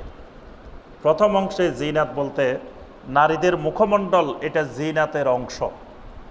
আমরা যখন পাত্রী দেখতে যাই, মেয়ে দেখতে যাই বিয়ে করানোর জন্য, তখন কি দেখি? চেহারাটা দেখি না? তাহলে চেহারাটা যদি জিনাতের অংশ না হয় তাহলে চেহারা দেখি কেন? চেহারা দেখেই তো তার পুরো শরীরের বোঝা যায়। তাহলে চেহারাটা শরীরের মধ্যে সবচেয়ে গুরুত্বপূর্ণ অংশ, এই জন্য চেহারাটাও হেজাবের আওতাভুক্ত হবে। দ্বিতীয় বিষয় হলো এই হাতের যে কবজিটা, এই জায়গাটা সতরের বাহিরে, কিন্তু এই অংশের মধ্যে যদি মেহেদি লাগানো থাকে, নেল পালিশ লাগানো থাকে, চুড়ি লাগানো থাকে, কোনো জিনিস লাগানো থাকে, তখন এই অংশটাও হেজাবের আওতাভুক্ত হয়ে যাবে। তখন এইটাকে ঢেকে রাখাটাও ফরজ। তখন এগুলো দেখা গেলে, চুড়ি দেখা গেলে, মেহেদি দেখা গেলে, নেল পালিশ দেখা গেলে বা অন্য কোনো সাজসজ্জার জিনিস দেখা গেলে এইগুলোও তখন হারাম এবং কবিরা গুনাহ হয়ে যাবে। ঠিক একইভাবে পায়ের পাতা খোলা থাকতে পারে, কিন্তু পায়ের পাতার মধ্যে যদি কোনো কিছু যদি ব্যবহার করা হয়, সাজসজ্জার কোনো জিনিস যদি ব্যবহার করা হয়, তখন সেগুলোকেও ঢেকে রাখাটা ফরজ। তাহলে আমরা প্রথমে পাইলাম গাদ্দে বাসার, দৃষ্টি সংযত রাখা। এবার 2 নম্বর অংশে আসি। 2 নম্বর হেজাবটা হলো ওয়ায়াফাজু ফুরুজাহুম। পুরুষদেরকে আল্লাহ পাক বলছেন তারা যেন তাদের যৌবনের হেফাজত করে। নারীকেও আল্লাহ বলছেন ওয়ায়াফাজনা ফুরুজাহুন্না, তারা যেন তাদের যৌনাঙ্গগুলোকে সুরক্ষিত রাখে। আল্লাহ রাব্বুল আলামিন কোরআনে কারিমে সূরা আল মুমিনুনের মধ্যে কতগুলো গুণাবলীর কথা বলছেন। আল্লাহ পাক বলেন, মুমিনের মধ্যে যদি এই গুণাবলীগুলো থাকে, উলাইকা হুমুল ওয়ারিসুন আল্লাযীনা ইয়ারিসুনাল ফিরদাউসা হুম ফিহা খালিদুন। আল্লাহ পাক বলেন, এই গুণাবলীগুলো যদি কোনো মুমিনের মধ্যে থাকে, ওই মুমিনটা জান্নাতুল ফেরদাউসের ওয়ারিস হয়ে যাবে। সুবহানাল্লাহ, জান্নাতুল ফেরদাউসের ওয়ারিস হয়ে যাবে যদি ওই মুমিনের মধ্যে এই গুণাবলীগুলো থাকে। সেই গুণাবলীগুলো আমরা সব আলোচনা করব না, সেখানে একটা গুণাবলী আল্লাহ পাক বলছেন, ওয়াল্লাযীনা হুম লিফুরুজিহিম হাফিজুন। ওই মুমিন যদি তার যৌবনকে, তার যৌনাঙ্গকে হেফাজত করে, যৌবনের হেফাজত এটাও তার জন্য, একজন মুমিনের জন্য একটা গুরুত্বপূর্ণ জিনিস জান্নাতে যাওয়ার জন্য। এই গুণাবলীর মধ্যে যদি এটা থাকে, তাহলে আল্লাহ পাকের ওই ঘোষণা অনুযায়ী উলাইকা হুমুল ওয়ারিসুন আল্লাযীনা ইয়ারিসুনাল ফিরদাউসা হুম ফিহা খালিদুন। সুবহানাল্লাহ। এজন্য নবী সাল্লাল্লাহু আলাইহি ওয়াসাল্লাম এই আয়াতের ব্যাখ্যা করে বলেন, মাইয়াদমানু লি মা বাইনা লিহিয়াইহি ওয়া মা বাইনা রিজলাইহি আদমান লাহুল জান্নাহ। আমার উম্মতরা শোনো, দুইটা জিনিসের জামানত আমি রাসূলকে দিয়ে দাও, আমি রাসূল তোমাদেরকে জান্নাতের জামানত দিয়ে দিলাম। সুবহানাল্লাহ। একটা জিনিস হলো মা বাইনা লিহিয়াইহি, দুই সোয়ালের মধ্যবর্তী তোমাদের যে মুখমণ্ডল, এই মুখটার জিম্মাদারি, মুখটার জামানত আমি রাসূলকে দিয়ে দাও। এই মুখ দিয়ে তোমরা মিথ্যা কথা বলিও না, এই মুখ দিয়ে গীবত করিও না, এই মুখ দিয়ে গালিগালাজ করিও না, এই মুখ দিয়ে প্রতারণা করিও না। এই মুখ দ্বারা অসংখ্য হাজারো গুনার কাজ হয়ে থাকে, এটার জামানত আমি রাসূলকে দাও। আরেকটা জিনিসের জামানত দাও, আমা বাইনা রিজলাইহি, দুই পায়ের মধ্যবর্তী জায়গাটার জামানত দিয়ে দাও। এই দুইটা জিনিসের জামানত যদি দাও, আদমান লাহুল জান্নাহ, আমি রাসূল তাকে জান্নাতের নিশ্চয়তা দিলাম। সুবহানাল্লাহ। তাহলে জান্নাতের নিরাপত্তা পাওয়া যাবে যদি এই দুই জায়গার নিরাপত্তা দেওয়া হয়। কিন্তু আমাদের সবচেয়ে বড় সমস্যা এই দুই জায়গায়, দুই জায়গায় বড় সমস্যা মানুষের। মুখেরও জামানত নাই এবং মুখ দ্বারা অসংখ্য রকমের, সকাল থেকে সন্ধ্যা পর্যন্ত যদি সবগুলো গুনার হিসাব করেন, সবচেয়ে বেশি গুনাহ হবে এই জায়গা দিয়ে। এগুলার হেফাজত নাই। এই দুইটার হেফাজত হলে আল্লাহ রাসূল বলেছেন আদমাল্লাহুল জান্নাহ, আমি রাসূল তাকে জান্নাতের হেফাজত, জান্নাতের জামানত দিয়ে দিব। সুবহানাল্লাহ। আল্লাহ রাসূল সাল্লাল্লাহু আলাইহি ওয়াসাল্লাম বলেন, সাবাতুন ইউজিল্লুহুমুল্লাহু ফি জিল্লিহি ইয়াওমা লা জিল্লা ইল্লা জিল্লুহু। নবী সাল্লাল্লাহু আলাইহি ওয়াসাল্লাম বলেন, আমার উম্মতরা কিয়ামতের ময়দান এক কঠিন ময়দান। যেই কিয়ামতের ময়দান এত কঠিন, যেই কিয়ামতের ময়দানে কে উলঙ্গ অবস্থায় দাঁড়াইছে আর কে কাপড় পরে দাঁড়িয়েছে, এটা একজনের দিকে একজনের তাকানোর মতো পরিস্থিতিও সেই কিয়ামতের ময়দানে নাই। সেই কিয়ামতের ময়দানের কঠিন বিভীষিকাময় মুহূর্তে 7 শ্রেণীর মানুষ এমন থাকবে, ইউজিল্লুহুমুল্লাহু ফি জিল্লিহি, আল্লাহ রাব্বুল আলামিন ডেকে ডেকে বলবেন, বান্দারে এই 7 রকমের মানুষ যেখানে আছো, যেই প্রান্তে আছো, আমি আল্লাহর কাছে চলে আসো। আজকে কিয়ামতের ময়দানে কোথাও কোনো ছায়ার ব্যবস্থা নাই, আমি আল্লাহ তোমাদের জন্য বিশেষ এক স্পেশাল ছায়ার ব্যবস্থা করে রেখেছি। সুবহানাল্লাহ। 7 শ্রেণীর মানুষকে আল্লাহ পাক ডেকে ডেকে আনবেন। তন্মধ্যে এক শ্রেণীর মানুষকে আল্লাহ পাক ডাকবেন, দাআতহু ইমরাতুন জাতা মানসাবিন ওয়া জামালিন ফাকালা ইন্নী আখাফুল্লাহ। আল্লাহ পাক বলবেন, ওই সকল পুরুষেরা, ওই সকল যুবকেরা কোথায়? কিয়ামতের ময়দানে কোন অংশে কোথায় ছড়িয়ে ছিটিয়ে আছো? যেই পুরুষগুলোকে, যেই যুবকদেরকে কোন সুন্দরী নারী, কোন বংশধরা নারী তোমাদেরকে জানার দিকে প্রলোভন দিয়েছিল, আর তুমি বলেছিলে ইন্নী আখাফুল্লাহ, আমি জানা করতে পারি না, ব্যভিচার করতে পারি না, কারণ আমি আমার আল্লাহ রাব্বুল আলামিনকে ভয় করি। আমার দুনিয়ার কেউ যদিও না দেখে, আমার আল্লাহ রাব্বুল আলামিন এমন ক্ষমতাবান, যিনি মাটির উপরে তো দেখেন, মাটির গভীরে পানির নিচে গিয়ে গুনাহ করলেও তিনি দেখেন। আমি আল্লাহর ভয়ে, আমি আল্লাহকে হাজির নাজির জেনে যারা জানা করো নাই, জেনা থেকে, ব্যভিচার থেকে মুক্ত ছিলা, আমার ওই সকল বান্দারা তাড়াতাড়ি ছায়ার নিচে চলে আসো। সুবহানাল্লাহ। আল্লাহ পাক যারা যৌবনকে হেফাজত করবেন, আল্লাহ পাক তাদেরকে এই আরশে আজিমের আল্লাহ পাকের ব্যবস্থাধীন যেই ছায়া থাকবে কিয়ামতের ময়দানে, সেই ছায়ার মধ্যে আল্লাহ পাক ব্যবস্থা করবেন। সুবহানাল্লাহ। মানুষের জেনা শুধু ব্যভিচার শুধুমাত্র একটা অঙ্গ দিয়ে হয় না। আল্লাহ রাসূল সাল্লাল্লাহু আলাইহি ওয়াসাল্লাম বলেন, জেনার অসংখ্য উপাদান আছে। তন্মধ্যে আল আইনানে জেনা হুমান নজর, এই 2 চোখ দিয়েও জেনা হয়। সেই 2 চোখের জেনা হলো তাকানো। অন্তর দিয়ে জানা হয়, অন্তরের মধ্যে চিন্তা ভাবনা করা, কল্পনা করা। পা দিয়ে জানা হয় কোনো জানার রাস্তার দিকে হেঁটে যাওয়া। হাত দিয়ে জানা হয়, শরীরের বিভিন্ন অঙ্গ প্রত্যঙ্গ দিয়ে জানা হয়।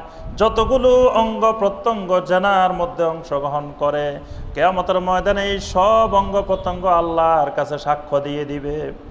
আল্লাহ পাক সূরা ইয়াসিনের মধ্যে বলেন, আল ইয়াউমা নাখতিমু আলা আফওয়াহিহিম ওয়া তুকাল্লিমুনা আইদিহিম ওয়া তাশহাদু আরজুলুহুম বিমা কানু ইয়াকসিবুন। আল্লাহ পাক বলেন, বান্দা, আল ইয়াউমা নাখতিমু আলা আফওয়াহিহিম, আজ কিয়ামতের ময়দান এমন এক দিন, যেদিন তোমাদের জবানের মধ্যে তালা লাগাই দেওয়া হবে। ওয়া তুকাল্লিমুনা আইদিহিম, তোমাদের হাতগুলোকে কথা বলার শক্তি দেওয়া হবে। ওয়া তাশহাদু আরজুলুহুম, পাগুলাকে সাক্ষী দেওয়ার জন্য পারমিশন দিয়ে দেওয়া হবে, বিমা কানু ইয়াকসিবুন, দুনিয়াতে যা কিছু করেছিল সব কিছুর বয়ান তারা আমি আল্লাহর কাছে দিয়ে দিবে। সুবহানাল্লাহ। আল্লাহ পাকের গুপ্তচর, এরা আল্লাহ পাকের গোয়েন্দা বাহিনী। আমি আপনি কি করতেছি না করতেছি চুপ করে শুনে আছে, দেখে আছে, কিছু বলে না, কিন্তু কিয়ামতের ময়দান এরা সব কিছু আল্লাহ পাকের কাছে বলে দিবেন। এই জন্য আমার সম্মানিত ভাইয়েরা বোনেরা, নিজের যৌবনকে সর্বাঙ্গভাবে সার্বিকভাবে হেফাজত করার চেষ্টা করি। যদি জান্নাতুল ফেরদাউস পেতে চাই, যদি আল্লাহর আর ব্যবস্থাধীন ছায়ার মধ্যে ছায়া পেতে চাই, যদি কিয়ামতের ময়দানের আযাব থেকে রক্ষা পেতে চাই, তাহলে অবশ্যই অবশ্যই যৌবনের হেফাজত লাগবে। আল্লাহ পাক অনেকগুলো প্রশ্ন করবেন, বিশেষ করে 5টি প্রশ্নের কথা আল্লাহ রসুল বলছেন। কিয়ামতের ময়দানে সবাইকে 5টি প্রশ্ন করা হবে, সেখানে যৌবন সম্পর্কে একটি প্রশ্ন থাকবে যে তোমার যৌবনকে কিভাবে ব্যয় করেছিলা, যৌবনকে সংরক্ষণ করেছিলা নাকি যেভাবে ইচ্ছা সেইভাবে তুমি ব্যয় করেছিলা। আজকে আমরা দেখি যৌবনের হেফাজত নষ্ট হয়ে যাচ্ছে, কঠিনভাবে নষ্ট হচ্ছে, এবং পর্নোগ্রাফির মাধ্যমে, অশ্লীলতার মাধ্যমে দেখা যাচ্ছে যে যৌন সুরসুরি দেওয়া হচ্ছে, যৌন কাজের প্রতি উদ্বুদ্ধ করা হচ্ছে, চতুর্দিক থেকে যৌন পরিবেশ তৈরি করা হচ্ছে যে মানুষ যাতে দ্রুত জানার দিকে ধাবিত হতে পারে।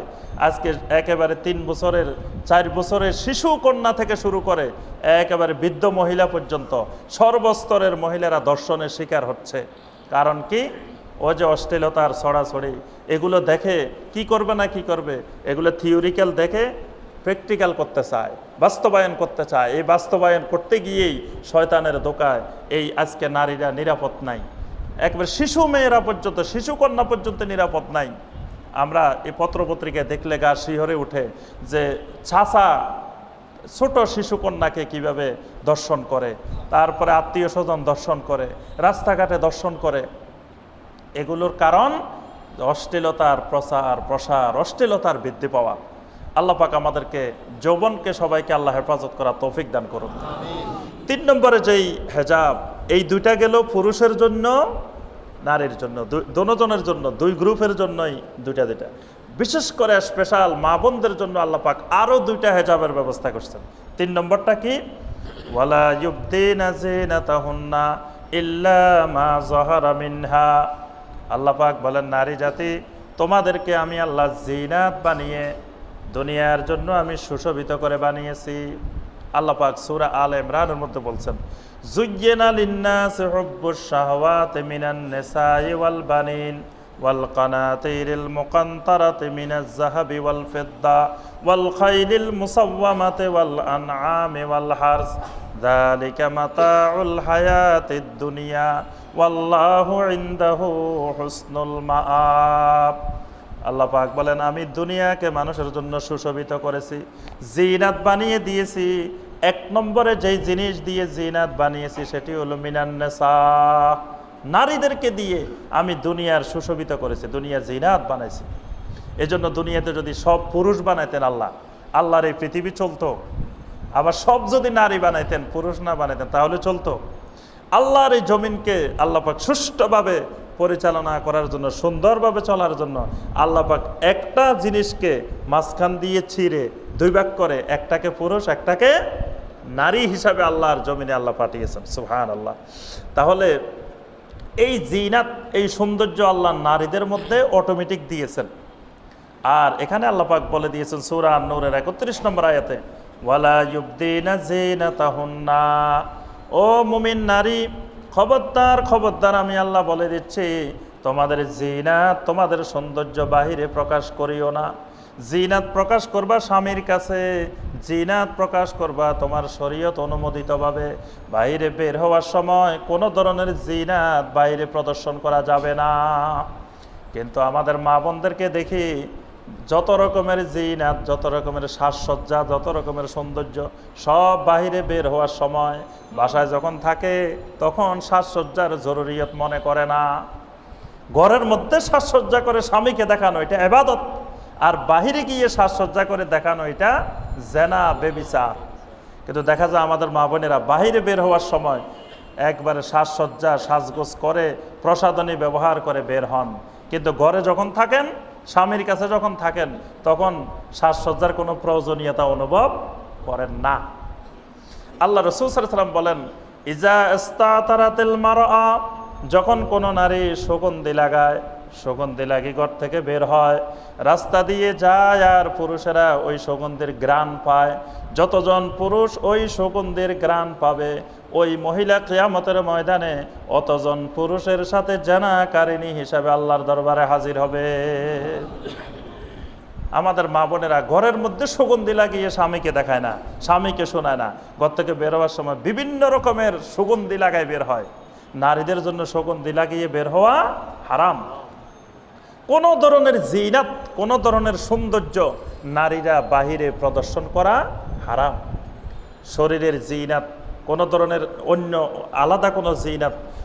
আরেকটা জিনিস লক্ষ্য করবেন, সেটা হলো মানে আমরা বোরকাটা পরিধান করি কিসের জন্য? যে আমার শরীরের যে জিনাত আছে, জিনাতকে ঢেকে রাখার জন্য। এখন আমরা দেখি অনেক অনেক মা বোনদেরকে দেখি বোরকা পরেন জিনাত ঢেকে রাখার জন্য না, জিনাতকে ফুটাই তোলার জন্য। মানে হেজাবের উদ্দেশ্য হলো আমার মা বোনদের শরীরের অংশ, শরীরের সৌন্দর্য বাহিরে যাতে প্রকাশ না পায়। কিন্তু আমরা দেখি অনেক মা বোনকে বোরকা পরেন যাতে তার শরীরের সৌন্দর্যটা আরো বেশি করে প্রকাশ পায়। আপনি বোরকা পরলেন কিন্তু এমন টাইট করে বোরকা বানাইলেন, সব বোঝা যাচ্ছে শরীরের কোন অংশে কি আছে সব বোঝা যাচ্ছে। তাহলে এটা কি হেজাব হবে? হবে না। এটা হেজাবের বোরকা হবে না, এটা হবে আপনার জানার, এটা হবে আপনার শরিয়া বিরোধী, কোরআন সুন্নাহ বিরোধী হেজাব। এটা আল্লাহর যে বিধানের হেজাব, সে আল্লাহর বিধানের হেজাব হিসাবে গণ্য হবে না। আবার অনেককে দেখা যায় ভিতরে যে পোশাকটা আছে সেই পোশাকের থেকে আরো সৌন্দর্য, মানে বিভিন্ন রং বেরঙের বোরকা, যাতে মানুষ ওইটার দিকে তাকায়, আরো আকর্ষণ বেশি হয়। তাহলে যে উদ্দেশ্যে আল্লাহ পাক হেজাব দিলেন সেই উদ্দেশ্যকে এখানে পালন হলো না। এরকম বিভিন্ন ধরনের আমরা বিচিত্র রকমের হেজাব বর্তমানে লক্ষ্য করি। আবার কেউকে দেখা যায় নিচে দিয়ে জিন্সের প্যান্ট, আবার এখান দিয়ে মাথা দিয়ে ঢেকেও রাখছে, স্কার্ফ পরে রাখছে। এটা কি হেজাব? নিচে দিয়ে সব খোলা, উপরে দিয়ে ভালো করে বাঁধতেছেন, বিভিন্ন ডিজাইনের বিভিন্ন রঙের হেজাব। আমার মা বোনেরা, হেজাব শিখতে হবে সাহাবাই কেরামের মহিলা থেকে, আমাদের আম্মাজানদের থেকে। যেই 11 জন আম্মাজান ছিলেন নবী সাল্লাল্লাহু আলাইহি ওয়াসাল্লামের স্ত্রী, তাদের থেকে হেজাব শিখতে হবে। যেই দিন রাত্রে এই কোরআনে কারিমের আয়াত নাজিল হয়েছে, সূরা নূরের 31 নম্বর আয়াত নাজিল হয়েছে, রাত্রিবেলায় নাজিল হয়েছে। সাহাবাই কেরাম রাত্রিবেলায় গিয়ে মা বোনদের কাছে ঘরে শুনাইছেন। সকালবেলায় আয়েশা রাদিয়াল্লাহু তাআলা আনহা বলেন, যেই দিন রাত্রে এই সূরা এই আয়াতে কারিমা নাজিল হয়, ওই দিন সকালবেলায় আমার ঘরে মহিলা সাহাবীদের এমন ভিড় জমে গেল, আর কোনোদিন এত বেশি মহিলার জমায়েত আমার ঘরে দেখি নাই। মহিলারা এসে জিজ্ঞাসা করতে লাগলো, আম্মা জান, আল্লাহ পাক বলছেন ওয়ালিয়াদরিবনা বিখুমুরিহিন্না আলা জুয়ুবিহিন, আমরা যেন আমাদের বুকের উপরে অতিরিক্ত আরেকটা ওড়না দিয়ে রাখি। এই ওড়নাটা কেমন হবে? এই ওড়নাটা কতটুকু দৈর্ঘ্য হইতে হবে, কতটুকু প্রস্থ হইতে হবে, কেমন হইতে হবে, সেই নমুনাটা আমাদেরকে দেখাই দেন। আর রাত্রে আয়াতে কারিমা শোনার সাথে সাথে আমরা কেউ নিজেদের কামিজ, নিজেদের জামা, পুরুষদের জামা, পুরুষদের লুঙ্গি, যেটা পারছি সেটা ছিঁড়ে আমরা ওড়না বানাই ফেলেছি। আল্লাহু আকবার। আয়াত নাজিল হওয়ার দেরি, আমলের দেরি নেই। এটাই ছিল সাহাবায়ে কেরামের বড় বৈশিষ্ট্য, যে রাত্রে আয়াত নাজিল, রাত্রেই আমল। আল্লাহু আকবার। এই কথা চিন্তা করেন নাই যে এখন আয়াত নাজিল হয়েছে সকালে একটু বুঝে শুনি লই, এই চিন্তা করেন নাই। রাত্রেই আয়াত শুনছেন, আল্লাহ বলছেন ওড়না বানানোর জন্য। এখন ওড়নার ধরনটা কেমন হবে এখনো শিখেন নাই, কিন্তু রাত্রে নিজেরা ধারণা করে, কেউ লুঙ্গি ছিঁড়ে, কেউ ইজার, পুরুষের পোশাক, নারীর পোশাক, যার কাছে যেটা আছে সেটা দিয়ে ওড়না বানাই ফেলছেন। সুবহানাল্লাহ। সকালবেলায় আয়েশা রাদিয়াল্লাহু তাআলা আনহার কাছে নিয়ে আসছেন, আম্মা জান, আমরা যেগুলো বানাইছি এগুলো হয়েছে কিনা, বা আল্লাহ পাক যে ওড়নার কথা বলছেন সেই ওড়নাটা কেমন হবে। আল্লাহ পাক 3 নম্বর যে হেজাবটা দিয়েছেন, ওয়ালা ইউবদিনা যিনাতাহুন্না ইল্লা মা যাহারা মিনহা। আযান কয়টা? আল্লাহ পাক বলতেছেন যে বান্দি, তুমি শুনে রাখো, তোমার জিনাত প্রকাশ করবা না, ইল্লা মা যাহারা মিনহা, তবে তোমার জিনাত ঢেকে রাখার জন্য সব প্রকারের হেজাব ব্যবহার করার পরেও যদি তোমার শরীরের কোনো অংশ বের হয়ে যায়, কোনো কিছু বাহিরে প্রকাশ পায়, সেটার জন্য আমি আল্লাহ তোমাকে পাকড়াও করব না। সুবহানাল্লাহ। চতুর্থ নম্বরের যেই হেজাব আমার মা বোনদের জন্য, সেটি হলো ওয়ালিয়াদরিবনা বিখুমুরিহিন্না আলা জুয়ুবিহিন। সর্বপ্রকারের বোরকা পরিধান করার পরেও, হেজাব পরিধান করার পরেও অতিরিক্ত আরেকটা ওড়না বুকের উপরে দিয়ে রাখতে হবে। আল্লাহ পাক বলেন, নারীরা তোমাদের বুকের উপরে আরেকটি অতিরিক্ত ওড়না দিয়ে দাও, যেই ওড়নাটা আমরা মারা গেলে কবরেও দিই। দেখা যায় এমন এমন মা বোনদেরকে দিই যারা দুনিয়াতে কোনোদিন ওড়নায় পড়তো না, মারা যাওয়ার পরে আমরা সুন্দর করে হেজাব রক্ষা করে ওই ওড়নাগুলো পরিধান করে কবরে দিই। আল্লাহ পাক যদি ওই বান্দিকে জিজ্ঞাসা করে, বান্দি এই ওড়না কি দুনিয়াতেও পড়তে না এখন আসার সময় পড়ছ? বান্দি বলবে যে আল্লাহ আমি তো পড়তে চাই নাই, দুনিয়ার মানুষেরা জোর করে দিয়ে দিছে, আমি তো দুনিয়াতেও পছন্দ করি নাই, এখনো যদি আমার শক্তি থাকলেও বলতাম যে দরকার নাই, কিন্তু মানুষ জোর করে আমাকে দিয়ে দিছে। নারীদের জন্য আল্লাহ পাক এটাকে ফরজ করেছেন যে অতিরিক্ত আরেকটা ওড়না, মানে হেজাব সব রক্ষা করার পরেও যাতে তার বুকের কোনো অংশ প্রকাশ না পায়, এই জন্য আল্লাহ পাক আরও একটি হেজাব তাদের জন্য দিয়েছেন, 4টে হেজাব। এই হেজাবের সাথে আনুষঙ্গিক আরও কয়েকটা বিষয় আছে, আমরা এই বিষয়গুলো আলোচনা করে শেষ করব। এই হেজাবের সাথে সম্পৃক্ত আরেকটি বিষয় হলো নারীদের জন্য কিছু জিনিসকে আল্লাহ পাক হারাম করেছেন, এগুলোও হেজাবের অন্তর্ভুক্ত। 1 নম্বর হলো নারীরা মাহরাম ছাড়া কোনো পুরুষের সাথে নির্জনে দেখা সাক্ষাৎ করা যাবে না। এবং ঘরের ভিতরেও আমাদের দেশে বাহিরে যতটুকু পর্দা আছে, ঘরের ভিতরে কোনো পর্দাই নাই। ঘরের ভিতরে দেবর, বাসুর, তারপরে আরও ভাগিনা, আত্মীয় স্বজন যারা থাকে, মনে করে যে এরা তো আমাদের নিজেদের লোক, এদের মধ্যে আবার পর্দা কিসের, এটাই বুঝে না অনেকে। কিন্তু বাহিরের পর্দা যেমন ফরজ, ঘরের ভিতরেও পর্দা রক্ষা করা ফরজ। ঘরের ভিতরে পর্দার গুরুত্ব আরও বেশি, এই জন্য দেবর থেকে, বাসুর থেকে, মানে যারা মাহরাম নয়, এই গায়রে মাহরামদের থেকে পর্দা রক্ষা করতে হবে। তবে আমরা বলি না যে আপনি পর্দা রক্ষা করার জন্য আলাদা হয়ে যান, পরিবার ব্যবস্থা ভেঙে ফেলান। পরিবার ব্যবস্থা সব ঠিক থাকবে, কিন্তু আপনি পরিবারের ভিতরে এমন ব্যবস্থাপনা করবেন যাতে একজন নারী তার বাসুরের সামনে বেপরদাভাবে যেতে না হয়, দেবরের সামনে বেপরদাভাবে যেতে না হয়, তার বয়সপ্রাপ্ত বালেগ ভাতিজাদের সামনে তার স্ত্রী যেতে না হয়। এইরকম সুন্দর পরিবেশ ঘরের মধ্যে তৈরি করে নেবেন। আল্লাহ রাসূল সাল্লাল্লাহু আলাইহি ওয়াসাল্লাম নিষেধ করে দিলেন, লা ইয়াখলুবান্না রাজুলুন বিইমরাতিন ইল্লা ওয়া মা'আহা যু মাহরামিন। আল্লাহ রাসূল বলেন, কোনো নারী যেন একান্তে কোনো পুরুষের সাথে দেখা সাক্ষাৎ না করে যতক্ষণ না তার সাথে মাহরাম থাকে। এই জন্য পাত্রী দেখতে গেলেও পাত্রীকে এক জায়গায় ছেড়ে দেওয়া যাবে না। আমরা তো আগেই ছেড়ে দিই, যাও তোমরা ওই চাইনিজ রেস্টুরেন্টে যাই একটু আলাপ করে আসো। আল্লাহ রাসূল সাল্লাল্লাহু আলাইহি ওয়াসাল্লাম বলতেছেন, খবরদার কোনো মুহূর্তে মাহরাম ছাড়া অন্য কোনো পুরুষের সাথে সাক্ষাৎ করতে দেওয়া যাবে না। এবং ওয়ালা তুসাফিরুল মারাতু ইল্লা ওয়া মা'আহা যি মাহরামিন, এবং মাহরাম ছাড়া নারীরা কোনো সফরেও বের হওয়া যাবে না, এমনকি হজের সফরেও বের হওয়া যাবে না, উমরার সফরেও বের হওয়া যাবে না, মাহরাম সাথে থাকতে হবে।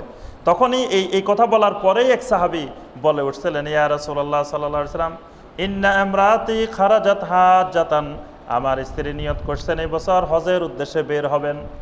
আর ওয়া ইন্নী উক্তাতিবতু বিগাজওয়াতিন কাযা ওয়া কাযা, আমি নিয়ত করছি অমুক অমুক জিহাদে যাব।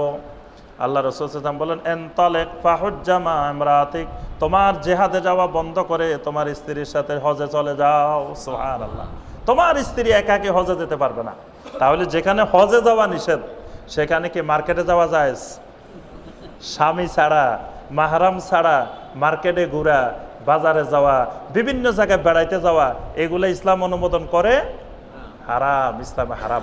সুতরাং এটাও হেজাবের আওতাভুক্ত। আপনি পর্দাশীল, কিন্তু একাকী আপনি বের হতে পারবেন না মাহরাম ছাড়া। যতই আপনি পর্দার সাথে যান, পর্দার সাথে গেলেও আপনি একাকী মাহরামবিহীন কোনো জায়গায় সফরে বের হতে পারবেন না, কারোর সাথে দেখা সাক্ষাৎ করতে পারবেন না। সম্মানিত ভাইয়েরা এবং বোনেরা, আমরা যে বিষয়ে আজানের আগে আলোচনা করছিলাম যে হেজাবের প্রথমে আমরা বলছি পুরুষদের জন্য 2টি, নারীদের জন্য 4টি। এই 4টির সাথে সম্পৃক্ত আরও কিছু বিষয় আছে। তন্মধ্যে একটা হলো যে মাহরামবিহীন একাকী কোনো জায়গায় যাওয়া যাবে না, কোনো সফরেও যাওয়া যাবে না, যদিও সেটা হেজাবের সাথে পর্দার সাথে যান। তবে নারীদের জন্য বাহিরে বের হওয়া নিষিদ্ধ নয়, বের হওয়া জায়েজ বলেই তো হেজাবের বিধান। নারীদের যদি বাহিরে বের হওয়ার দরকারে না হইতো তাহলে তো হেজাবে লাগতো না।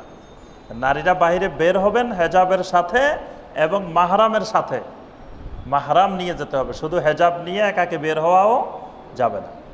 দ্বিতীয় আরেকটি বিষয়ের সাথে সম্পৃক্ততা আছে, সেটি হলো আল্লাহ রসুল সাল্লাল্লাহু আলাইহি ওয়াসাল্লাম ওইটাকে একটা হাদিসের মধ্যে একসাথে স্পষ্ট করেছেন, লাআন আল্লাহুল ওয়াসিলা ওয়াল মুস্তাওসিলা ওয়াল ওয়াশিমাত ওয়াল মুস্তাওশিমাত ওয়ান নামিসাত ওয়াল মুতানাম্মিসাত ওয়াল মুতাফাল্লিজাত লিল হুসনে আল মুগায়্যিরাত খালকাল্লাহ।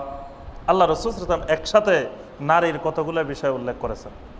আল্লাহ রাসূল সাল্লাল্লাহু আলাইহি ওয়াসাল্লাম বলেন, লাআন আল্লাহুল ওয়াসিলা ওয়াল মুস্তাওসিলা, যেই নারী পরচুলা লাগায়, পরচুলা ব্যবহার করে, পরচুলা মানে মাথার চুল কম, চুল বাড়ানোর জন্য বেশি করে অতিরিক্ত আলাদা চুল ব্যবহার করে, আল্লাহ পাক এই সকল নারীদের উপরে লানত করেছেন। তাহলে পরচুলা লাগানো এটাও হেজাবের লঙ্ঘন, এটাও পর্দার লঙ্ঘন, এটা একটা হারাম কাজ, কবিরা গুনাহ। ওয়াল ওয়াশিমাত ওয়াল মুতাশাম্মিতাত, আল্লাহ রাসূল বলেন ওই নারীদের উপরেও আল্লাহ পাকের লানত যেই নারীরা উল্কি আঁকে এবং উল্কি আঁকায়।